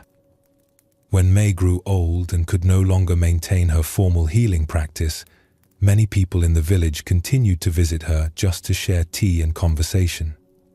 They came not because they needed medical treatment, but because they had learned that being truly seen and heard was itself a form of nourishment that supported their overall well-being. The story of May the healer illustrates how gentleness and presence can be more powerful than force or technique in addressing human suffering. Her approach worked not because she possessed special medical knowledge or extraordinary abilities, but because she understood something fundamental about the nature of healing. Most illness and emotional suffering is compounded by the isolation people feel when struggling with problems. Physical pain becomes more intense when combined with the anxiety of facing it alone. Emotional difficulties become overwhelming when people believe no one can understand their experience. Even minor problems can feel major when carried without support. May's tea ceremony created a space where people could set down the additional burden of carrying their problems in isolation.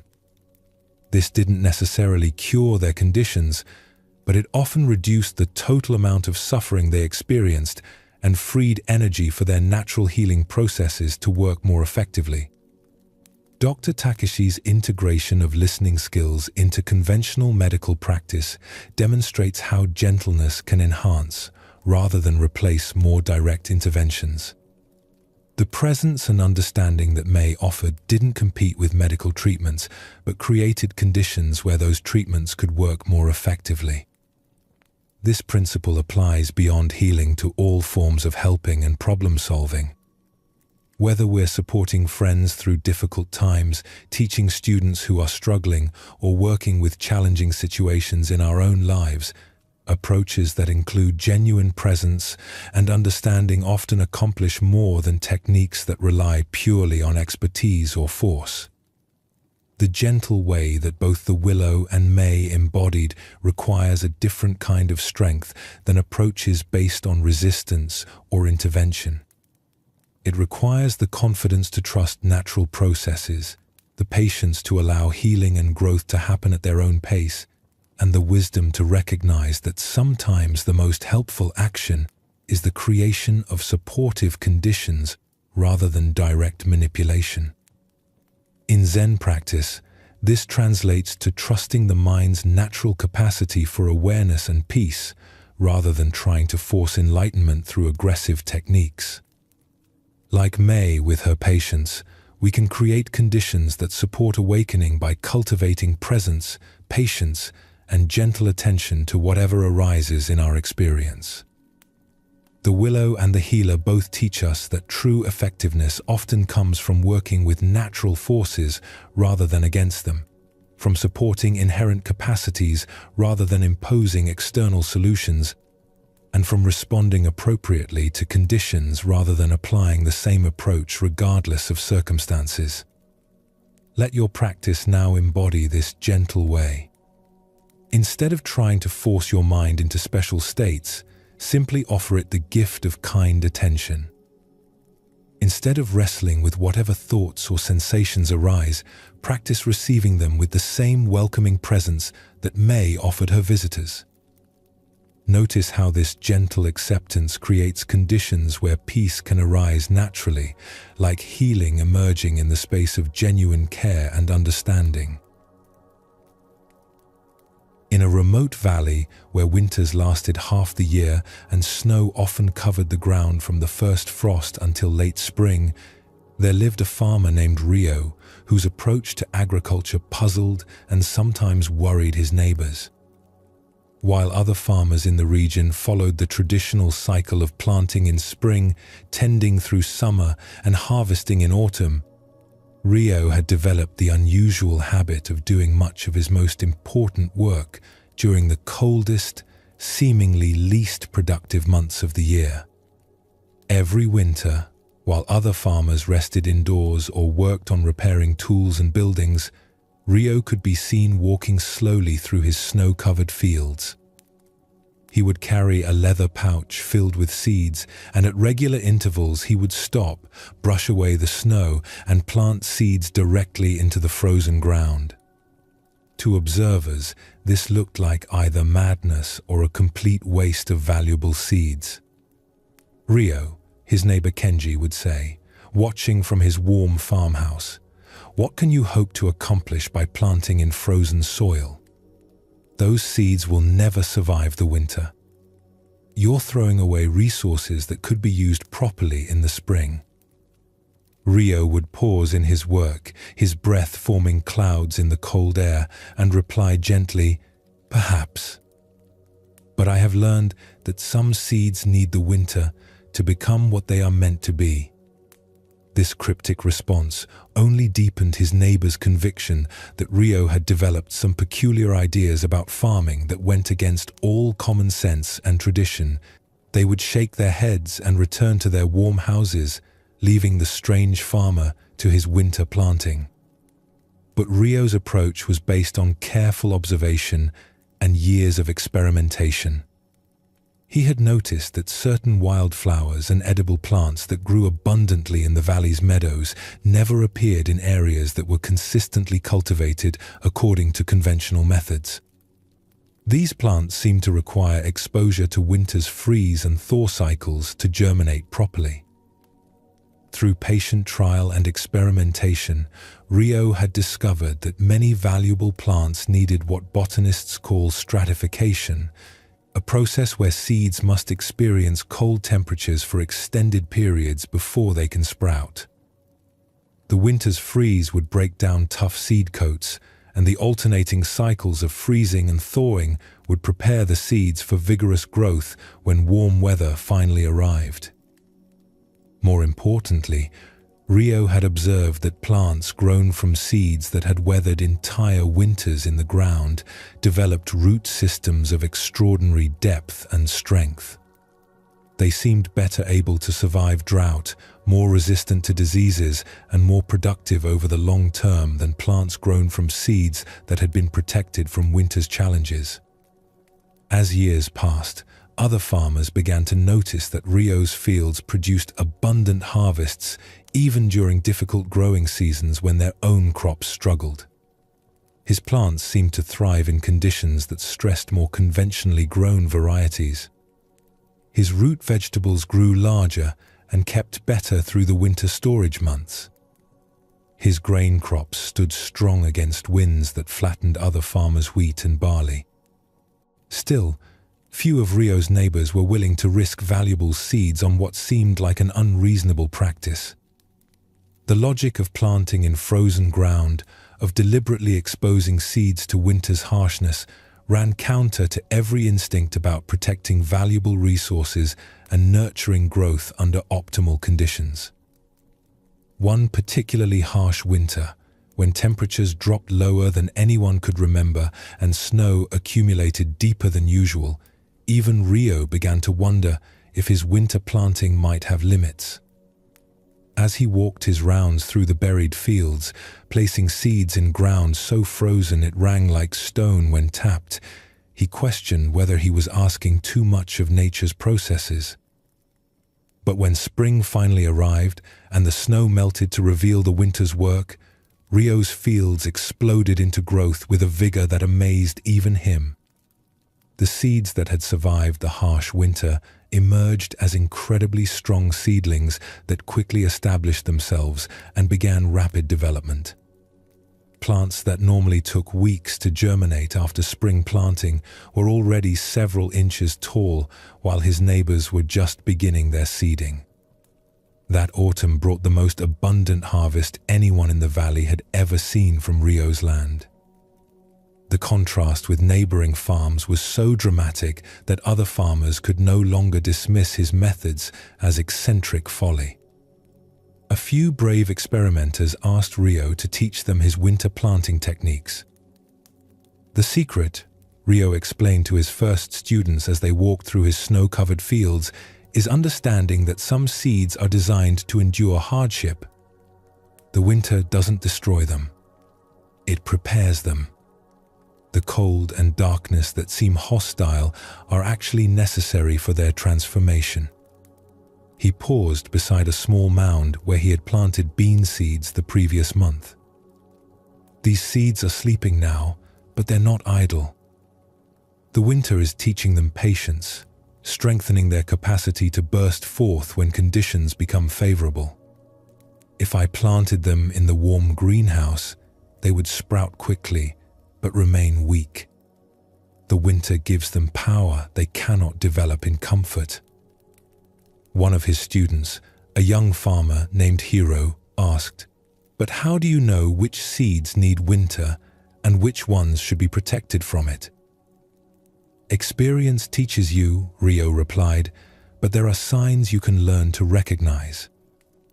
Seeds with very hard coats usually benefit from freeze-thaw cycles. Plants that grow wild in harsh conditions often need to experience those conditions as seeds. Seeds from plants that live many years tend to be stronger than seeds from plants that complete their life cycle in a single season. As more farmers began experimenting with winter planting, they discovered that Rio's methods required not only courage to plant in seemingly impossible conditions, but also patience to wait for results that might not appear for many months. The traditional cycle of spring planting offered the satisfaction of seeing immediate results. Winter planting required faith in processes that remained invisible until the proper time for their manifestation. Some of the new practitioners became discouraged during their first winter, especially when harsh weather made them doubt that anything could survive such conditions. But those who persisted through their initial doubts were rewarded with unusually strong and productive plants that validated their willingness to trust in nature's deeper wisdom. Over time, the valley developed a reputation for producing unusually resilient crops and high-quality seeds. Farmers from other regions would come to purchase seed stock that had been strengthened through winter planting, taking back to their own lands the benefits of Rio's patient cultivation methods. Years later, when Rio had become an old man and his unusual techniques had become accepted wisdom in the valley, he would often reflect on what his plants had taught him about the conditions necessary for real strength and lasting productivity.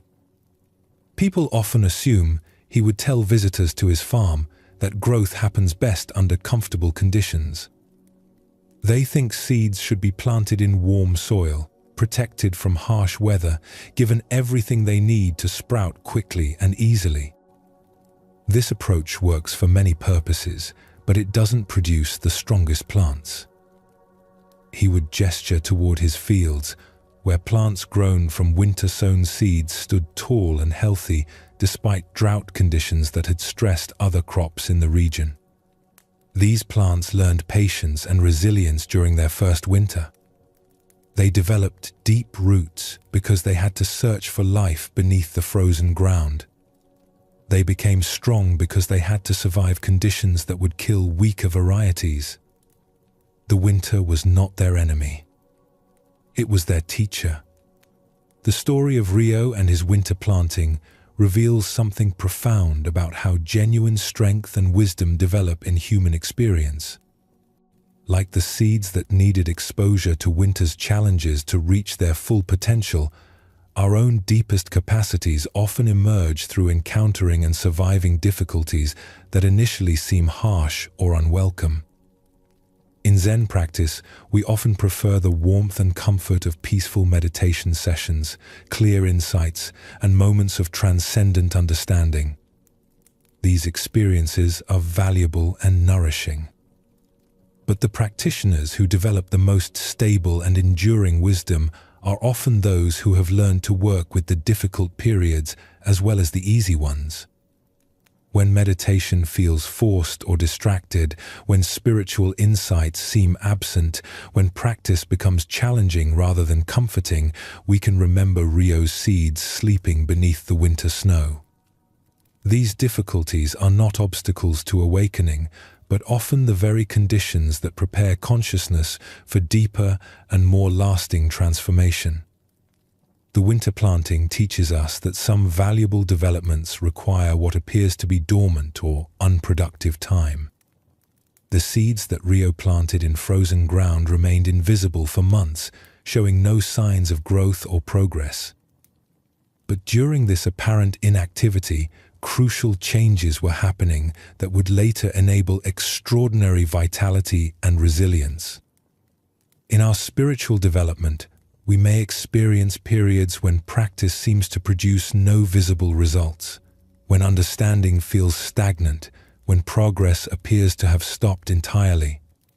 These winter seasons of inner life can be as necessary as the obvious growing times, preparing us for breakthroughs that require the deep preparation that only patient endurance can provide. The farmer's discovery that winter-planted seeds developed superior root systems also applies to human growth. Wisdom that develops through encountering challenges tends to be more deeply rooted than understanding that comes only through favorable conditions. Compassion that emerges from working with our own suffering reaches deeper than sympathy based purely on philosophical ideals. Let your own practice now embrace this teaching about the seeds of wisdom. Allow whatever difficulties you encounter in meditation, in daily life, or in your spiritual journey to be like Rio's winter soil, not obstacles to growth, but the very conditions that can strengthen your capacity for genuine transformation. Trust that periods of apparent dormancy or struggle may be preparing you for developments that would be impossible without this patient preparation. In the mountains of ancient Japan, where monasteries clung to steep cliffs and the sound of temple bells echoed across deep valleys, there lived a young monk named Daisuke, whose hunger for spiritual knowledge seemed as vast as the sky itself. From the moment he arrived at the monastery, Daisuke approached his teachers with an endless stream of questions about every aspect of Zen practice, Buddhist philosophy, and the nature of enlightenment. "Master," he would ask during morning teachings, "what is the difference between meditation and contemplation? How many different types of awareness are there? Which breathing technique produces the fastest results? What are the stages of spiritual development? How can I know when I'm making progress?" His questions were sincere and intelligent, reflecting genuine curiosity about the deepest matters of existence. But they came in such quantity and with such rapid-fire intensity that his teachers often found themselves spending entire sessions just responding to Daisuke's inquiries, leaving little time for the quiet contemplation that was traditionally the heart of monastic education. After evening meditation, when other monks would sit peacefully or walk slowly through the temple gardens, Daisuke would pursue his teachers with more questions. "Master, I've been thinking about your explanation of non-attachment, but I'm confused about how it differs from detachment. Also, could you explain the relationship between emptiness and compassion? And what exactly did the third patriarch mean when he wrote about the perfect way?" The monks' meals, which were traditionally eaten in silence to cultivate mindfulness and inner quiet, became opportunities for Daisuke to whisper urgent questions to his fellow students. "Do you think our meditation this morning was successful? What criteria should I use to evaluate my concentration? Have you experienced the state of no mind that the texts describe?" Daisuke's teachers initially tried to satisfy his curiosity by providing detailed answers to his questions. They would explain different meditation techniques, outline various philosophical positions, and recommend texts that addressed his specific interests. But they gradually noticed that each answer seemed to generate 3 new questions, and Daisuke's understanding didn't appear to deepen despite all the information he was accumulating. After several months of this pattern, Master Enlighten, the elderly abbot of the monastery, called Daisuke for a private meeting. The young monk arrived with a notebook full of questions he had been saving for just such an opportunity.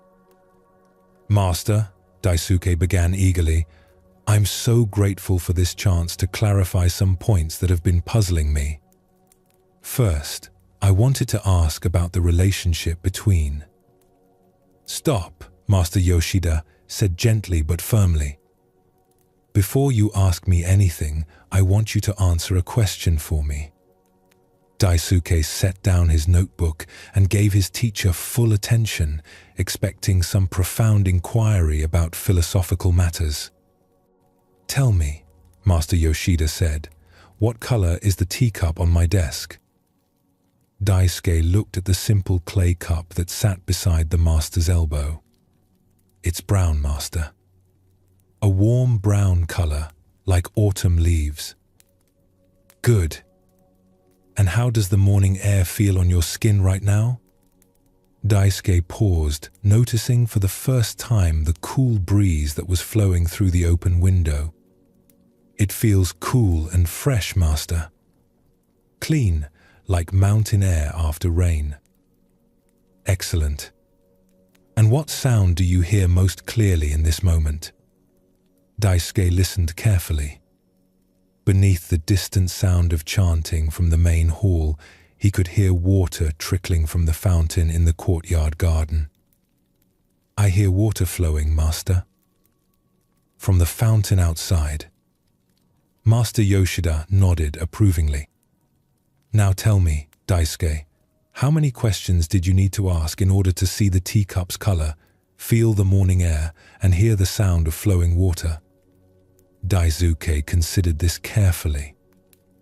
"None, Master. Those things were already present. I just needed to pay attention to them." "Yes. And how much philosophical understanding was required for you to have these experiences?" None, Master. They were direct experiences, not concepts or theories. Exactly. Master Yoshida leaned forward slightly. Now, can you tell me why someone who can see, hear, and feel so clearly needs 10,000 questions about the nature of reality? This inquiry struck Daisuke like a bell, awakening him from sleep. He realized that in his eagerness to understand everything intellectually, he had been overlooking the immediate reality that was constantly available to his direct experience. Master, he said slowly, I think I've been trying to think my way into understanding things that can only be experienced directly. Yes.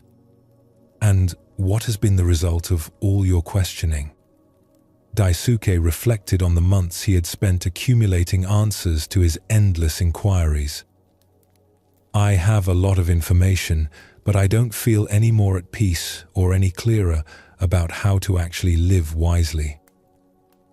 The mind that asks constant questions, Master Yoshida observed, is like a cup that is always being filled but never allowed to be drunk from. How can you taste the tea if you're too busy asking about its temperature, its flavor, its origin, and its preparation?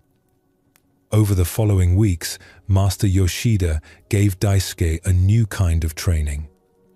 Instead of encouraging more questions, the teacher assigned periods of silent observation where the young monk was instructed simply to notice what was actually present in each moment without analyzing, categorizing, or seeking explanations.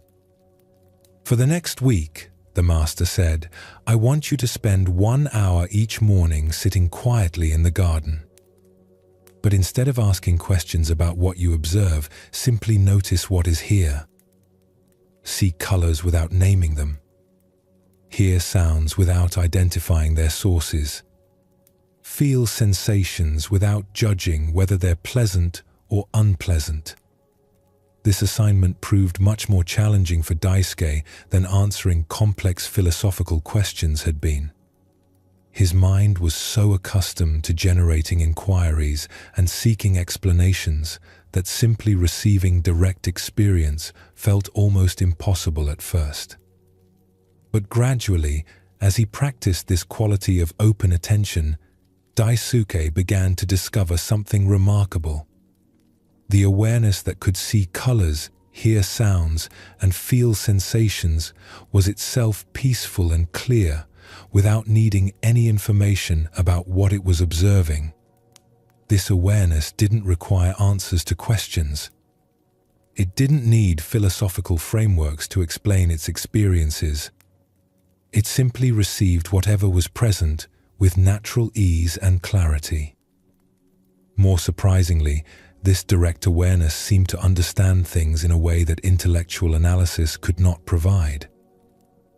When Daisuke observed a flower blooming in the garden with complete attention and no questions, he would find himself understanding something about impermanence, beauty, and the nature of life that no amount of reading or discussion had ever conveyed.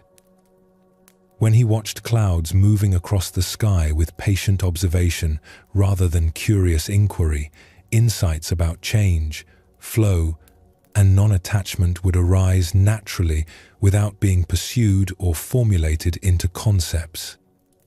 After several months of this new approach to learning, Daisuke approached Master Yoshida with a very different demeanor than he had shown during his question-asking period. Master, he said quietly, I think I understand now why you asked me to stop asking questions. The awareness that can ask questions is the same awareness that can experience answers directly. But when I'm busy questioning, I'm not available for direct experiencing. Yes, Master Yoshida replied. And what have you discovered about the relationship between intellectual understanding and direct wisdom? That they serve different purposes. Intellectual understanding can be helpful for practical matters and for communicating with others about spiritual topics. But the peace and clarity I was seeking through all my questions are qualities of awareness itself, not products of information or concepts. Excellent. And do you still have questions about spiritual practice? Daisuke smiled with a contentment that had been absent during his questioning phase. I have practical questions when they're needed for daily activities, but I no longer feel driven to understand everything intellectually before I can experience peace and wisdom. I've learned that the most important insights come through direct experience rather than through collecting answers. Years later, when Daisuke had become a teacher himself, students would often approach him with the same hunger for intellectual understanding that he had once possessed. To these eager questioners, he would offer the same teaching that Master Yoshida had given him. Questions can be useful, he would explain, but they can also become obstacles if we use them to avoid direct experience. Before asking me to explain the nature of enlightenment, spend some time noticing the nature of the awareness that wants to know about enlightenment. Before seeking complex teachings about meditation, experiment with simply sitting quietly and observing what happens naturally. When students protested that they needed more information before they could practice effectively, Daisuke would smile and ask them Master Yoshida's questions. What color is this flower? How does the air feel on your skin? What sounds do you hear right now? Inevitably, students would discover that they could answer these questions immediately without needing any special knowledge or training. And in that discovery, they would begin to understand that the awareness capable of direct experience was itself the very thing they had been seeking through endless intellectual inquiry. The story of Daisuke and his 10,000 questions illustrates one of the most common obstacles that sincere spiritual seekers encounter. The very intelligence and curiosity that draws people to deeper questions about existence can become barriers to experiencing the awareness and peace they're seeking. Intellectual understanding serves important functions. It can help us navigate practical decisions, communicate effectively with others about spiritual matters, and develop frameworks for approaching contemplative practice.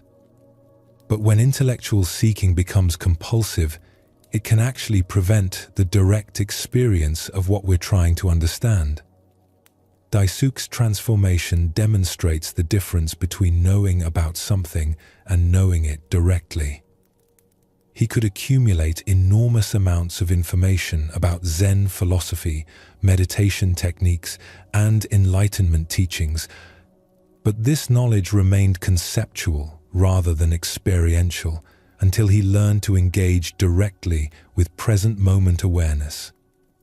Master Yoshida's teaching method reveals something subtle about how wisdom actually develops.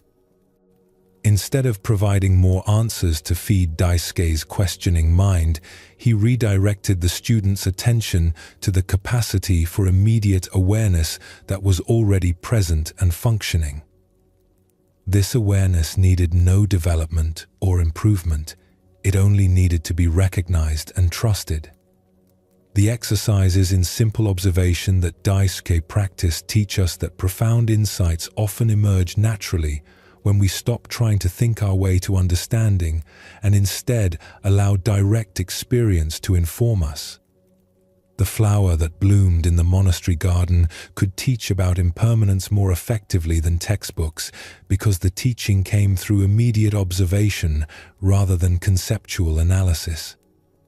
This doesn't mean that study and intellectual inquiry are worthless in spiritual practice.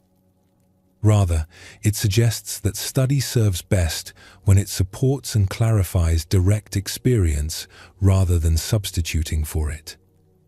When Daisuke later became a teacher, he used both intellectual understanding and experiential wisdom, but he had learned to keep them in proper relationship.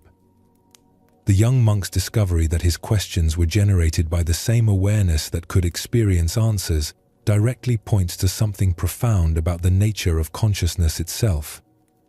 The seeker and the sought, the questioner and the questioned, arise within the same field of awareness. When this is recognized, the compulsive quality of seeking naturally relaxes into a more receptive mode of learning. Both Ryo's patient winter planting and Daisuke's practice of direct observation teach us about the conditions that support the growth of genuine wisdom. Like seeds that need winter's challenges to develop strength, our understanding often requires periods of not knowing, of sitting with uncertainty, of allowing insights to emerge at their own pace rather than forcing them through intellectual effort. The seeds of wisdom are always present in our immediate experience, but they often need the conditions of patience, direct attention, and willingness to not know in order to sprout into actual understanding. Like Ryo walking through his snow-covered fields, we can learn to plant the seeds of awareness in the present moment and trust the natural process of awakening to unfold in its own time and way. Let your practice now embody both teachings. Like the winter-planted seeds, be willing to endure periods when spiritual growth is not immediately visible, trusting that important developments may be happening beneath the surface of consciousness. Like Daisuke learning to observe directly, practice receiving your present experience without immediately generating questions or explanations about it. In this patient, receptive attention, the seeds of wisdom that have always been present in awareness can begin to sprout naturally, growing into the deep understanding and genuine peace that no amount of intellectual seeking could ever provide. High in the mountains, there stood an ancient temple that had guided travelers safely through the mountain passes for over 300 years. The temple sat on a rocky ledge where people could see it from both sides of the mountains. At the center of the temple grounds rose a tall stone tower with a large bronze lantern that burned day and night, helping merchants, pilgrims, and other travelers find their way through difficult terrain. The job of keeping this lamp burning had been passed down through many generations of monks. Each lamp keeper would serve for several years before teaching a successor how to maintain the sacred light. The work was simple but demanding. Every day, the keeper had to clean the lamp, trim the wick, refill the oil, and make sure the flame never went out. A young monk named Kenji had recently been chosen as the new lamp keeper. He approached his duties with great seriousness, understanding that travelers depended on the light for their safety. Every morning before dawn, he would climb the narrow stone stairs inside the tower to tend the lamp. Every evening, he would check it again before the temple settled into night. For the first few months, Kenji took pride in maintaining the brightest, most consistent flame the temple had seen in years. He polished the bronze lantern until it gleamed. He kept detailed records of oil usage and wick replacement. He studied the wind patterns and weather conditions to understand how they affected the flame, making adjustments to keep the light steady even during storms. But as winter approached and the mountain weather grew harsh, Kenji began to worry constantly about the lamp. Strong winds would make the flame flicker, causing him to wake several times each night to check on it.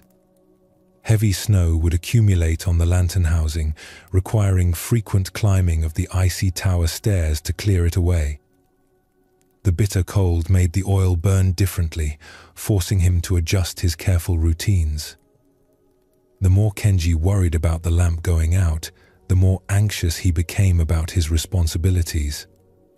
He would lie awake, imagining travelers lost in the darkness because of his failure. He would climb the tower repeatedly during storms, often making the journey dangerous for himself without significantly helping the light. His concern for doing his job perfectly was starting to make the job much harder than it needed to be. One particularly stormy night, when wind was howling around the tower and snow was falling heavily, Kenji made his fourth trip up the stairs to check the lamp. As he reached the top, he found his teacher, Master Yamada, already there. The old monk was sitting quietly beside the burning lantern, seemingly unbothered by the storm raging around them. "Master," Kenji said, surprised to find his teacher in the tower so late. "I was worried the wind might blow out the flame. I've been checking on it regularly." Master Yamada looked at the steady flame burning inside the lantern's protective housing. "Yes, I can see the light is burning well. Tell me, Kenji, how many times have you climbed these stairs today?" "This is my 6th trip, Master. The weather has been so severe that I wanted to make sure everything remains secure." "And in all your trips, has the flame gone out?" Kenji thought about this. "No, Master. It's been burning steadily. But I worry that if I don't check frequently, something might happen." "I see. And how did the lamp survive before you became its keeper? How did it manage during the storms of previous winters?" This question made Kenji pause. The lamp had been burning for 300 years before his arrival. It had survived countless storms, wind, snow, and weather far worse than what they were experiencing now. "Master," Kenji said slowly, "I think I understand what you're asking. The lamp doesn't need my constant worry to keep burning. It was designed to withstand these conditions." "Yes. And what else do you notice about your relationship with the light?" Kenji looked at the flame dancing steadily inside its protective glass. "I've been so focused on keeping it from going out that I've forgotten to appreciate that it's already burning. I've been treating my job like preventing failure instead of maintaining something that's already working well." Master Yamada nodded. "The flame has its own nature, Kenji. Your job is to support that nature, not to control it. When you clean the lamp and refill the oil, you're working with the light's needs. When you worry and check obsessively, you're working against your own peace without helping the light at all." Over the following weeks, Kenji began to approach his duties differently. Instead of focusing on preventing the lamp from going out, he focused on providing what it actually needed: clean oil, a trimmed wick, and protection from the elements. He maintained his regular schedule of care, but stopped the constant checking that had been driven by anxiety rather than necessity. To his surprise, this change in approach made him more effective at his job, not less. Because he wasn't exhausted from unnecessary trips up the tower, he had more energy for the maintenance tasks that actually mattered. Because he wasn't constantly anxious about failure, he could notice more clearly when the lamp did need attention. More importantly, Kenji began to experience something he hadn't expected when he first took on the role of lamp keeper. Spending time each day with the steady, peaceful flame began to affect his own inner state. The light's consistency and warmth became a source of calm that he carried with him throughout his daily activities. During his morning visits to tend the lamp, Kenji would often sit quietly for a few minutes after completing his maintenance tasks. The flame would burn steadily in front of him, neither growing larger nor smaller, simply maintaining its essential nature. In these moments of watching the light, Kenji found his own mind settling into a similar steadiness. One morning, as he sat with the lamp after cleaning its housing and refilling its oil, Kenji had an insight that surprised him. The light that was burning in the bronze lantern was the same light that allowed him to see it. The awareness that was watching the flame was itself a kind of illumination, steady and present, requiring no maintenance or protection from him. When Master Yamada asked him about his understanding of his role as lamp keeper, Kenji shared this realization. "Master, I used to think my job was to keep the light burning. But I'm beginning to understand that the light keeps itself burning. My job is simply to provide the conditions that support its natural function. And in learning to do this for the lamp, I'm learning something about how to care for the awareness that allows me to see and understand." "Yes," Master Yamada said. "And what have you discovered about the relationship between the outer light and inner awareness?" Kenji considered this carefully. They're both just naturally present when the right conditions exist. The lamp burns when it has oil and air. Awareness is clear when I'm not filling it with worry and unnecessary thoughts. Both the flame and awareness have their own steady nature that doesn't need my efforts to make them exist. Years later, when it came time for Kenji to train his own successor as lampkeeper, he would share both the practical skills of maintaining the lantern and the deeper understanding he had developed through the work. "The light in this tower has been burning for centuries," he would tell new lampkeepers. "It will continue burning long after we're gone. Our job is not to make the light exist, but to provide what it needs to shine clearly. In learning to care for this outer light, you'll discover something about the awareness that is always shining within you, steady and peaceful, needing only simple care to remain clear and bright." The story of Kenji and the mountain lamp teaches us about the difference between helpful care and anxious control in our spiritual practice and daily lives. The young monk's initial approach to his duties reflected a common pattern, trying so hard to prevent problems that we create stress and inefficiency without actually improving outcomes. Kenji's transformation came when he learned to distinguish between what was his responsibility and what was not. His job was to provide oil, maintain the wick, and protect the lamp from the elements. The actual burning of the flame was not something he could control through worry or excessive checking. The light had its own nature and would burn steadily when given proper support. This teaches us something important about how to approach meditation and inner development.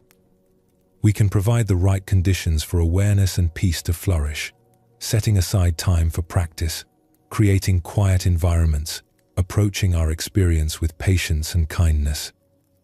But we cannot force enlightenment or manufacture inner peace through effort alone.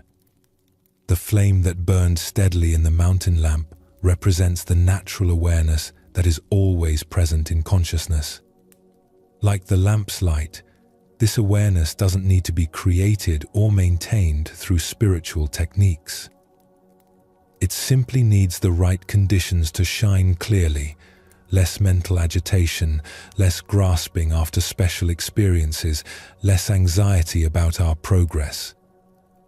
Kenji's discovery that caring for the outer light taught him about inner awareness reflects a principle that appears throughout Zen practice.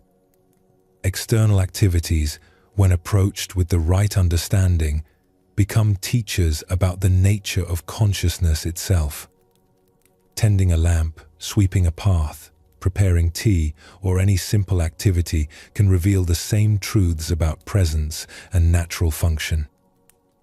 The mountain lamp had burned for 300 years before Kenji became its keeper, and it continued to burn through storms and difficult weather. This constancy points to something reliable within our own awareness that persists through the changing conditions of daily life. Thoughts come and go, emotions arise and pass away, but the awareness that notices these changes remains steady. In a valley where the morning mist would roll in from distant mountains and settle like soft clouds among the rice fields and bamboo groves, there lived a man named Hiroshi who had been blind from birth. Despite his lack of sight, Hiroshi had developed a reputation throughout the region as someone who could see clearly into the heart of any problem or difficulty that people brought to him.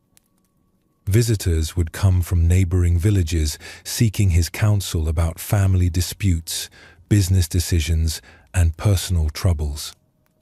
They would often arrive expecting to find someone bitter or limited by his disability. Instead, they discovered a man whose understanding of human nature and whose ability to perceive truth seemed more accurate than that of most sighted people. Hiroshi lived simply in a small house at the edge of the village.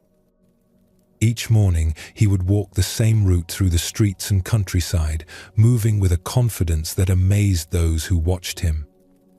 He seemed to know exactly where he was going and rarely needed his walking stick, except for testing unfamiliar ground. People would greet him as he passed, and he would respond not just to their words, but often to emotions they hadn't expressed aloud. "Good morning, Miss Chen," he might say to a woman who had called out a cheerful greeting. "I hear concern in your voice today. Is everything well with your family?" Often, his perception would be exactly right.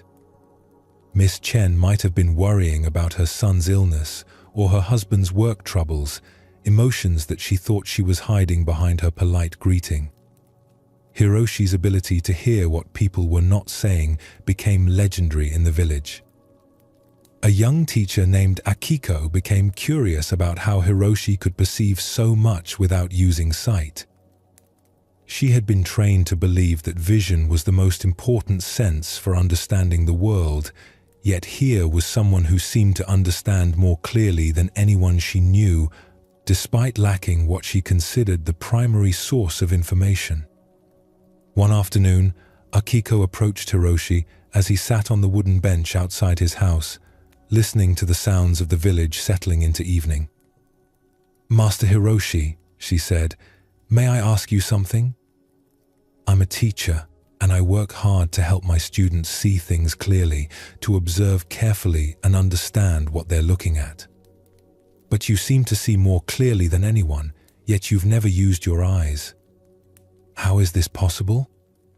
Hiroshi turned toward her voice with the gentle smile that people in the village had come to recognize as his way of seeing with his whole attention.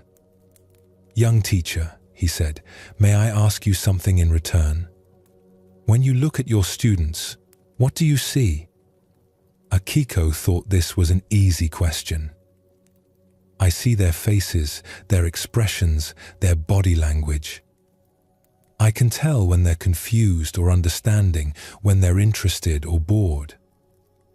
Yes, these are valuable observations. And when you listen to your students, what do you hear? Their questions, their answers, their tone of voice when they speak. Good. Now tell me, when you're looking at their faces and listening to their words, where is your attention? This question puzzled Akiko. "My attention is on them, of course. I'm watching and listening to understand how they're doing." "I see. And when your attention is focused on watching their expressions and analyzing their words, how much of your awareness is available for simply being present with them?" Akiko paused to consider this. She realized that when she was working hard to observe and analyze her students' behavior, part of her mind was always busy interpreting what she saw rather than just receiving it directly. "I think I understand what you're asking," she said slowly. "When I'm trying to figure out what I'm seeing, I'm not fully present with the actual person in front of me." "Exactly. Now, let me share something with you. Because I cannot see faces or expressions, I must listen with my whole attention. Because I cannot rely on visual information, I must be completely present with each person's voice, their breathing, the way they move, the feelings that seem to surround them." Hiroshi gestured toward the village around them, where people were finishing their daily activities and preparing for evening meals. When you don't have sight, you discover that people communicate far more through their presence than through their appearance. The quality of someone's attention, the rhythm of their breathing, the way they hold tension or relaxation in their body, these tell you more about their inner state than facial expressions often can. Over the following weeks, Akiko began experimenting with different ways of paying attention to her students. Sometimes she would close her eyes while listening to their questions, focusing entirely on the tone and quality of their voices. Sometimes she would pay attention to the feeling in the room, the energy that different students brought to their learning. To her surprise, she discovered that she could often sense when students were confused or frustrated before they showed any visible signs of difficulty. She could feel when the class was engaged or when attention was wandering. This more complete kind of listening helped her respond to her students' needs more accurately than her visual observations alone had provided. One day, Akiko returned to visit Hiroshi with new understanding about what he had tried to teach her. "Master," she said, "I've been practicing listening the way you suggested, and I'm beginning to understand something." Vision can sometimes be a distraction from deeper perception. When I rely too heavily on what I can see, I miss subtler information that's available through other kinds of attention. "Yes," Hiroshi replied. "And what else have you discovered?" "That the most important seeing might not be about observing external details, but about being present enough to perceive what's actually happening beneath the surface of appearances." Hiroshi nodded. "You're learning to see with more than your eyes. This is something that sighted people can develop, though they often don't realize they need to because they become so dependent on visual information."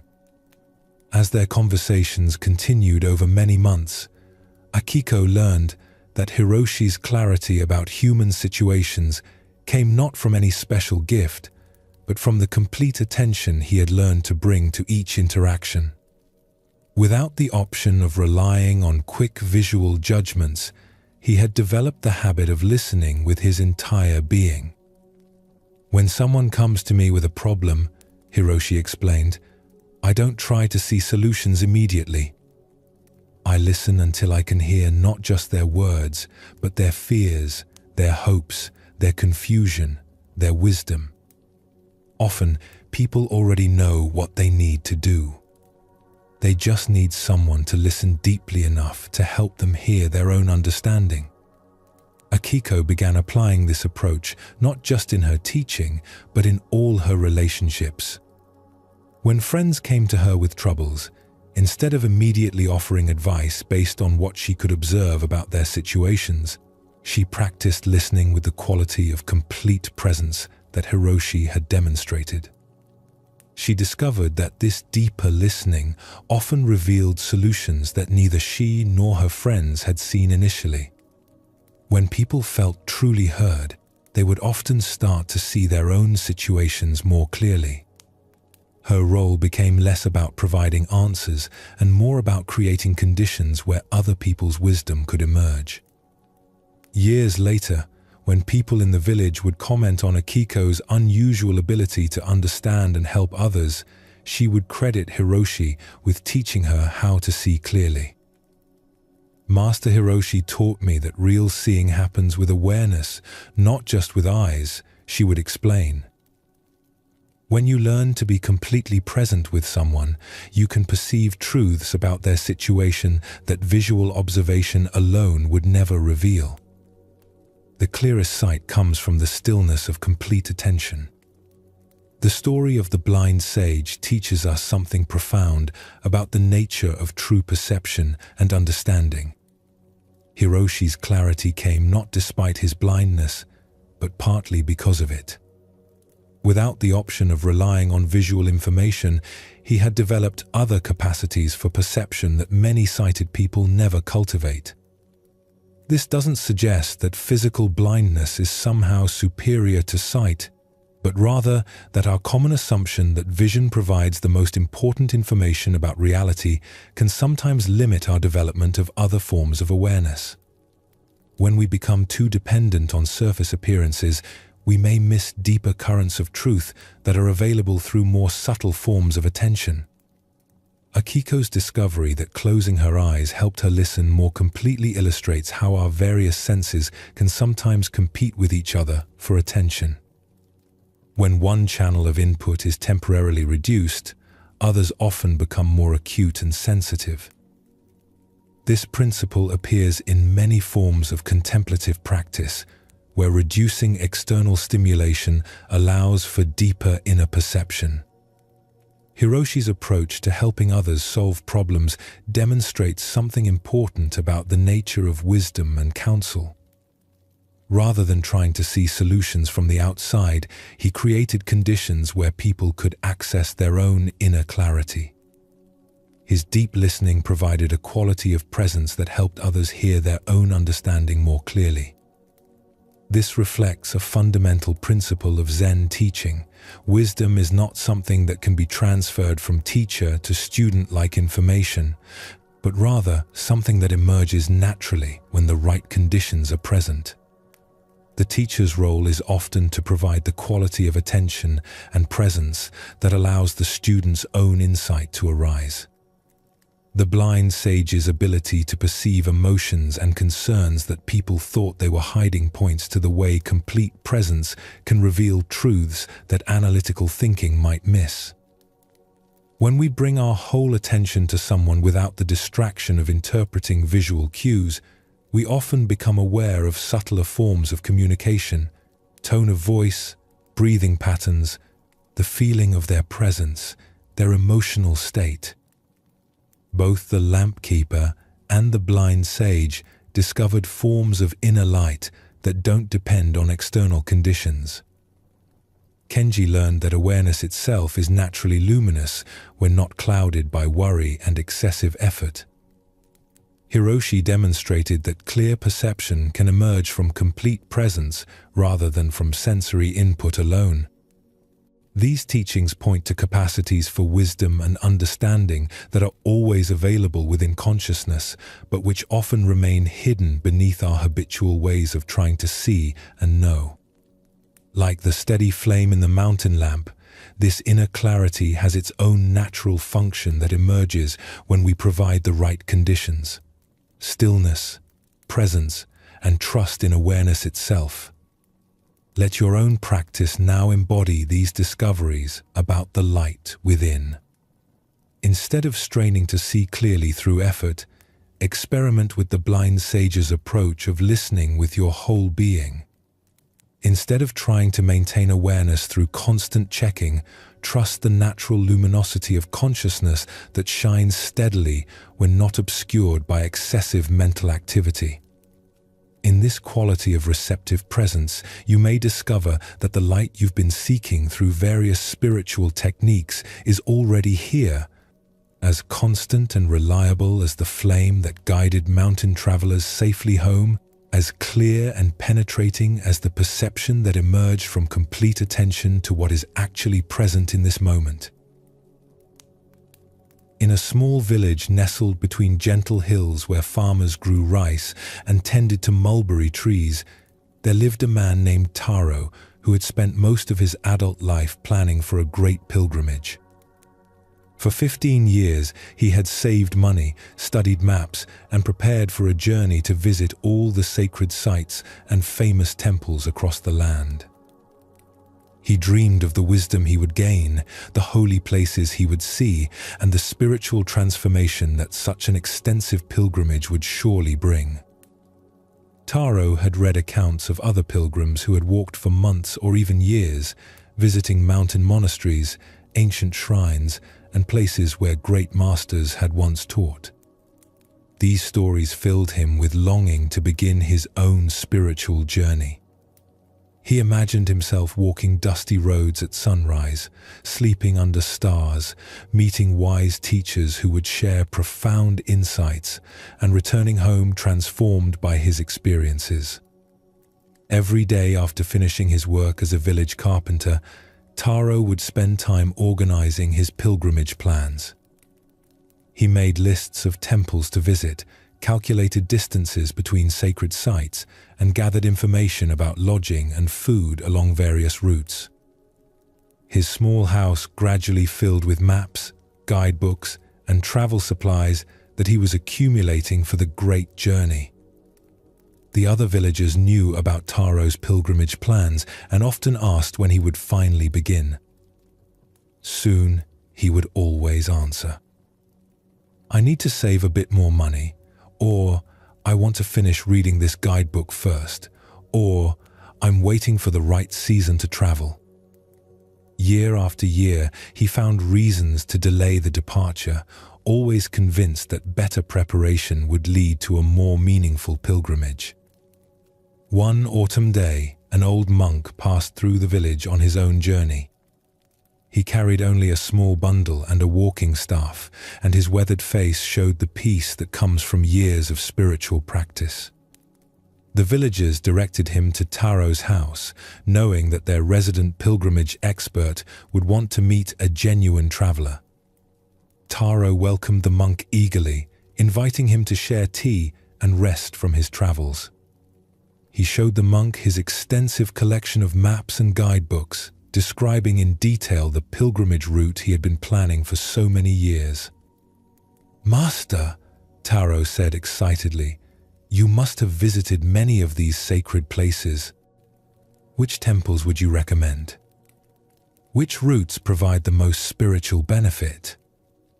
I want to make sure my pilgrimage is as meaningful as possible." The old monk listened patiently to Taro's questions and looked through some of his carefully organized materials. After a long silence, the monk asked, "My friend, how long have you been preparing for this journey?" 15 years, Taro answered proudly. "I believe thorough preparation is essential for a successful pilgrimage. And during these 15 years of preparation, what have you learned?" Taro was eager to share his knowledge. "I've learned about hundreds of sacred sites, the best seasons for travel, the most efficient routes between temples, the proper etiquette for visiting shrines, the history of famous masters and their teachings." "I see. And in acquiring all this knowledge about spiritual places and practices, have you discovered anything about your own spiritual nature?" This question caught Taro off guard. He had been so focused on external preparation that he hadn't considered what he might be learning about himself during the preparation process. "I'm not sure what you mean, Master." "I thought the spiritual learning would happen during the actual pilgrimage, when I visit the holy places and receive teachings from wise masters." The monk smiled gently. "May I ask you something else? In these 15 years, have you practiced meditation?" "A little," Taro admitted. "But I thought I would develop a serious meditation practice during my travels when I'm in sacred places that inspire deeper practice." "And have you studied the nature of your own mind?" "Not really. I've been busy studying the teachings that I'll encounter at various temples." "Have you practiced compassion and patience with the people in your own village?" Taro felt somewhat uncomfortable with these questions. "I've been focused on preparing for my pilgrimage. I assumed that spiritual development would happen when I began the actual journey." The monk nodded thoughtfully. "My friend, may I share something with you? I have been walking pilgrimage routes for over 30 years. I have visited every sacred site you've marked on your maps. I have received teachings from famous masters and practiced in the most holy places. But the most important spiritual learning has happened not in special locations, but in ordinary moments of paying attention to what is present right here, right now." Taro felt puzzled. "But surely the sacred sites have special power, special blessings that can't be found in ordinary places." "Sacred sites can be inspiring and supportive for practice," the monk agreed. But the awareness that appreciates their sacredness is the same awareness that is available to you in your own village, in your own home, in this very moment. The peace you hope to find in distant temples already exists within your own being. The monk gestured around Taro's house, taking in the maps and guidebooks and travel preparations. You have been on pilgrimage for 15 years without realizing it. Every day you have had opportunities to practice awareness, compassion, patience, and understanding.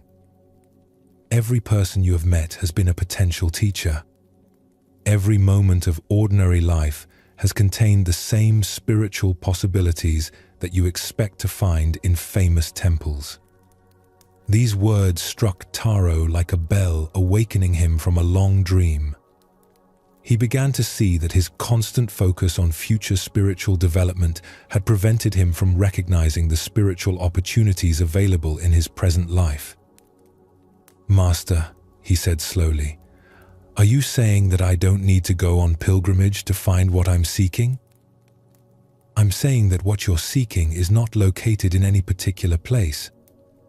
It's the nature of awareness itself, which is equally present whether you're in a mountain monastery or in your village carpenter shop.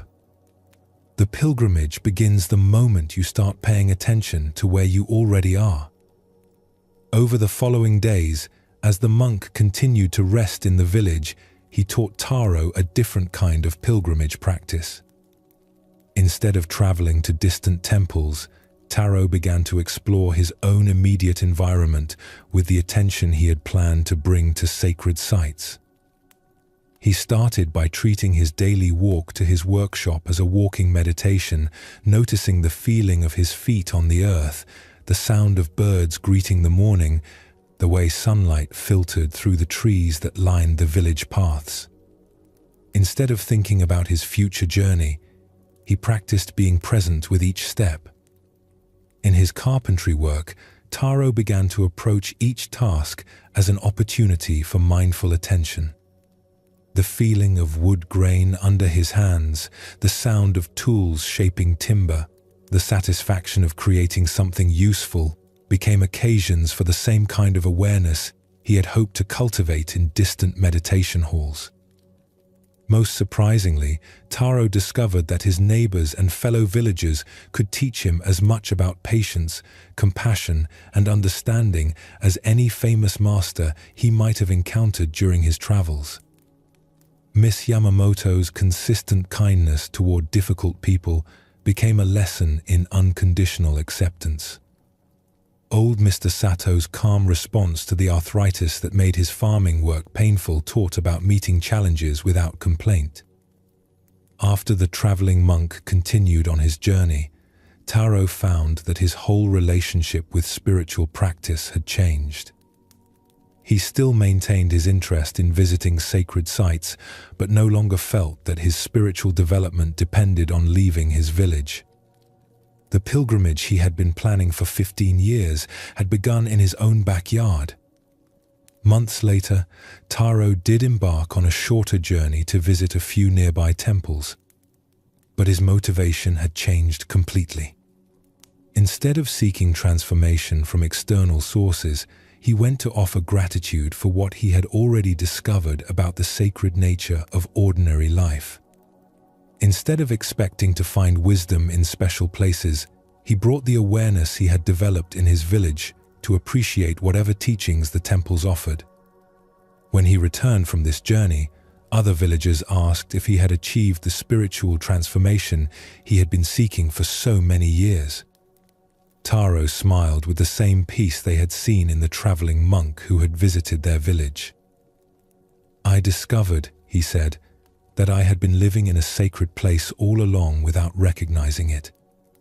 The transformation I was seeking had been available every day in the work I was already doing, the people I was already meeting, the life I was already living. I just needed to learn how to see it clearly." From that time forward, Taro became known in the village not as the man who was planning a great pilgrimage, but as someone who had found peace in the present moment.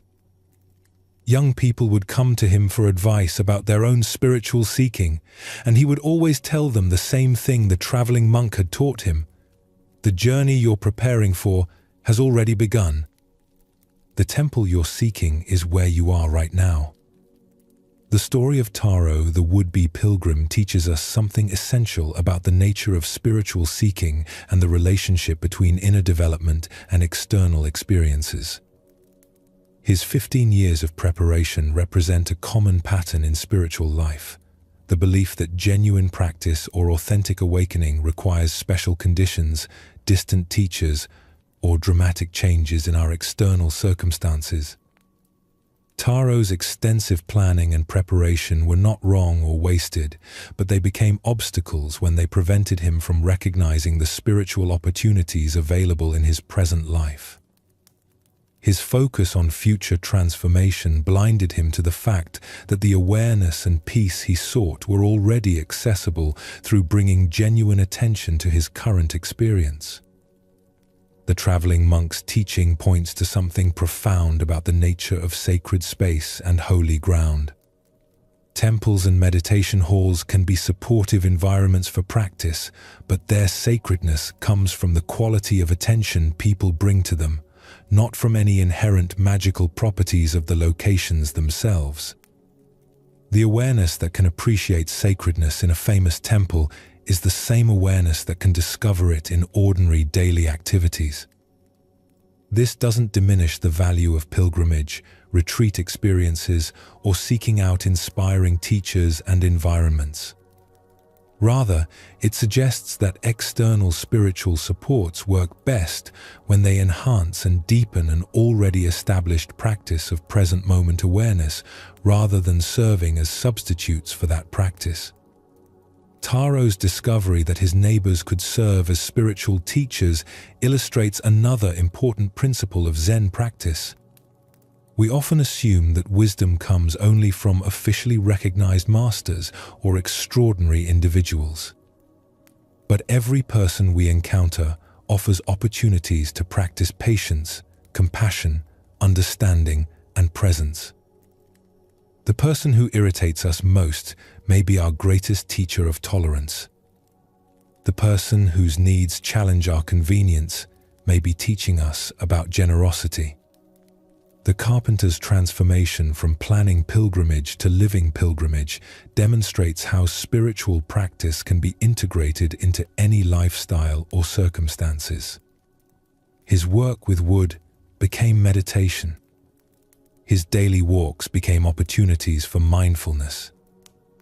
His interactions with villagers became practice in compassion and understanding. No external changes were required, only a shift in the quality of attention he brought to activities he was already doing. Let your own awareness now recognize the pilgrimage that is always available in this moment. Notice how the breath you're breathing right now offers the same opportunity for presence that any sacred site could provide. Feel how the awareness that is reading these words is itself the very consciousness that spiritual practice aims to recognize and cultivate. In a valley where 4 distinct seasons painted the landscape in different colors and brought different qualities of weather and light, there lived an old gardener named Grandmother Emmy, who attended the same plot of land for over 60 years. Her garden was not large, but it had become famous throughout the region for the way it seemed to capture and express the unique beauty of each season with perfect timing and natural grace. In spring, Grandmother Emmy's garden would burst with cherry blossoms, early vegetables, and flowers that seemed to celebrate the return of warmth after winter's long sleep. In summer, it became a green refuge with shade trees, cooling herbs, and vegetables that provided nourishment during the hot months. Autumn brought displays of colored leaves, late blooming flowers, and the rich harvest of fruits and seeds that would sustain life through the coming winter. Even winter held beauty in her garden, with evergreen plants, interesting branch patterns, and the peaceful simplicity of snow-covered beds, resting until spring's return.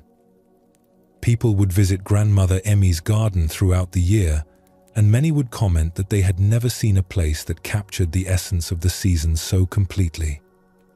But what most impressed visitors was not just the garden's beauty, but the gardener's attitude toward the constant changes that each season brought. Unlike many gardeners who would mourn the end of spring's flowers or complain about autumn's first frost, Grandmother Emmy seemed to welcome each seasonal transition with genuine appreciation. When summer's heat stressed her plants, she would adjust her care rather than lamenting the weather. When winter killed back her perennials, she would use the time for reflection and planning rather than grieving what had passed. A young woman named Yuki, who worked as a clerk in the nearby town, became fascinated by Grandmother Emmy's approach to the garden's seasonal changes. Yuki struggled with transitions in her own life. She would become attached to pleasant circumstances and resist when changes disrupted her comfort. She found endings difficult and beginnings anxiety-provoking. One autumn afternoon, Yuki visited the garden during the peak of the fall color display. The maple trees were brilliant gold and red, and the flower beds showed the complex beauty of plants preparing for winter rest. "Grandmother Emmy," Yuki said, "your garden is so beautiful now, but it makes me sad to think that winter will soon destroy all this beauty. How do you bear to watch the flowers die and the leaves fall every year?" Grandmother Emmy continued her work, gathering seeds from plants that had finished their blooming cycle. Her movements were unhurried and peaceful, as if she had all the time in the world to complete her tasks. "Young woman," she said gently, "what do you see when you look at these fallen leaves?" Yuki looked at the colorful leaves that were beginning to accumulate around the base of the trees. "I see the end of summer's beauty. I see plants dying and the garden becoming empty." "Look more carefully," Grandmother Emmy suggested. "What are the leaves doing now that they've fallen?" Yuki observed more closely. "They're covering the ground around the plants, creating a blanket over the soil." "Yes. And what will happen to that blanket during the winter months?" Yuki thought about this. "I suppose it will break down and become part of the soil." Exactly. The leaves that seem to be ending their purpose are actually beginning a new one. They will protect the plant roots from freezing, retain moisture in the soil, and gradually transform into nutrients that will feed next year's growth. Nothing is being lost. Everything is continuing in a different form. Grandmother Emmy led Yuki to a section of the garden where she kept her compost area. "Look here," she said, pointing to rich, dark soil that had formed from previous seasons' plant matter. "Last spring's flowers and summer's vegetables have become this earth that will nourish future plants. The beauty you think has been destroyed has actually been transformed into the foundation for new beauty." As they walked through different sections of the garden, Grandmother Emmy showed Yuki how she had learned to see each season not as a separate event, but as part of a continuing cycle where each phase prepared the conditions for what would come next. "Spring's energy and rapid growth," she explained, "creates the foundation for summer's abundance. Summer's maturity and flowering produces the seeds and stored energy that will survive autumn's harvest time. Autumn's completion and letting go creates the rest and preparation that make winter's renewal possible. Winter's stillness and reflection prepare the soil and seeds for spring's return." Yuki began to understand that Grandmother Emmy's peace with seasonal changes came from seeing each transition as necessary and valuable rather than as loss or disruption. "But Grandmother," Yuki asked, "don't you ever feel sad when beautiful things end? Don't you ever wish you could make spring last forever or prevent winter from coming?" "Of course I feel sadness sometimes when I say goodbye to favorite flowers or when harsh weather damages plants I've cared for. But I've learned that sadness about endings is different from resistance to change. I can appreciate what each season offers while accepting that its time will pass. I can feel grateful for spring's beauty while welcoming summer's different gifts. Over the following year, Yuki began visiting the garden regularly through all 4 seasons, learning to see the transitions as grandmother Emmy saw them. She watched how spring flowers naturally faded to make room for summer foliage. She observed how autumn's harvest connected to spring's planting. She noticed how winter's rest enabled the burst of energy that came with spring's return. More importantly, Yuki began applying this seasonal understanding to the changes in her own life. When her comfortable job ended unexpectedly, instead of panicking about the disruption, she tried to see it as an autumn harvest time, gathering the skills and experience she had developed and preparing for a winter period of reflection about what direction to take next. When a relationship that had been important to her went through difficult changes, she practiced understanding it as a natural transition rather than as evidence of failure or loss. Some relationships, she learned, had spring-like qualities of new growth and excitement. Others offered the steady support of summer or the wise letting go of autumn. The most difficult lesson for Yuki was learning to appreciate winter-like periods in her inner life, times when she felt less motivated, less clear about her direction, less energetic than usual. With grandmother Emmy's guidance, she began to understand these phases as necessary rest periods that prepared her for future growth rather than as problems to solve or states to escape. The heart has seasons just like the garden, grandmother Emmy explained during one of their conversations. Sometimes your inner life feels like spring, full of new ideas and enthusiasm. Sometimes it feels like summer, productive and abundant. Sometimes it feels like autumn, ready to let go of what no longer serves you. And sometimes it feels like winter, quiet and reflective, gathering energy for what comes next. The mistake most people make, she continued, is trying to live in permanent spring or summer. They exhaust themselves trying to maintain constant growth and activity. But the heart, like the garden, needs all 4 seasons to remain healthy and creative. Winter's rest makes spring's growth possible. Years later, when people would ask Yuki about the source of her unusual equanimity during difficult transitions, she would credit grandmother Emmy's garden with teaching her about the natural rhythms of change and growth. "I learned that everything in life has seasons," she would explain. Instead of fighting against the natural cycle of beginnings, growth, harvest, and rest, I try to work with whatever season I'm experiencing. When it's time for spring-like new beginnings, I embrace the energy and excitement. When it's time for summer-like development, I focus on nurturing what I've started. When it's time for autumn-like completion, I practice letting go gracefully. When it's time for winter-like reflection, I allow myself to rest and prepare for what comes next. The Garden of Seasons teaches us perhaps the most fundamental lesson of Zen Buddhism, that change is not the enemy of peace, but the very nature of life itself. Grandmother Emmy's 60 years of gardening had taught her to work with natural cycles rather than against them, to find beauty and purpose in every phase of growth and rest, beginnings and endings.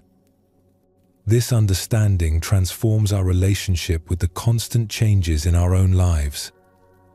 Instead of seeing transitions as disruptions to our happiness or obstacles to our plans, we can learn to recognize them as natural phases in ongoing cycles of development. Each ending makes space for new beginning. Each difficulty prepares us for new growth. Each period of rest enables future creativity. The seasonal wisdom applies not only to major life transitions, but to the smaller cycles that occur daily, weekly, and monthly. Our energy levels naturally fluctuate. Our interests and motivations go through periods of expansion and contraction. Our relationships experience seasons of closeness and seasons of greater independence. When we understand these fluctuations as natural rather than problematic, we can respond to them more skillfully. Yuki's discovery that the heart has seasons reflects something profound about emotional and spiritual development. We often expect our inner lives to maintain constant equilibrium, interpreting periods of confusion, sadness, or low energy as signs that something is wrong. But these winter-like phases are often necessary preparation for new growth, just as the garden's dormant period enables spring's vital emergence. The compost pile in Grandmother Emmy's garden provides a powerful metaphor for how apparent endings transform into new beginnings. Our difficult experiences, like fallen leaves, can become the fertile ground from which wisdom and compassion grow. Our failures and disappointments, properly composted through reflection and acceptance, often provide the richest soil for future success and understanding. Both the would-be pilgrim and the seasonal gardener discovered something essential about the eternal return that characterizes all life. Taro learned that the spiritual journey he was preparing for was actually a cycle of returning again and again to present moment awareness, available in any location or circumstance. Grandmother Emmy understood that each year's cycle of seasons was both a repetition and a unique new expression of eternal patterns. This eternal return is not monotonous repetition, but the way life renews itself constantly through apparently familiar patterns. Each breath we take is both similar to every other breath and completely unique. Each day follows the same basic structure, but offers entirely new possibilities. Each season brings recognizable qualities, but creates unprecedented combinations of weather, light, and growth. In Zen practice, we discover this same eternal return in the continuous cycle of losing ourselves in thoughts and returning to awareness, of moving away from presence and coming back to the here and now. This is not failure or regression, but the natural rhythm of consciousness learning to recognize its own nature. As we reach the end of our journey through these ancient tales of Zen wisdom, we complete our own circle, returning to where we began, but with deeper understanding. The peace we've been seeking through these stories was present at the beginning, is present now, and will be present tomorrow, not as something achieved, but as the very nature of awareness itself. Sleep well, and thank you for joining us here at Sleepy Monk.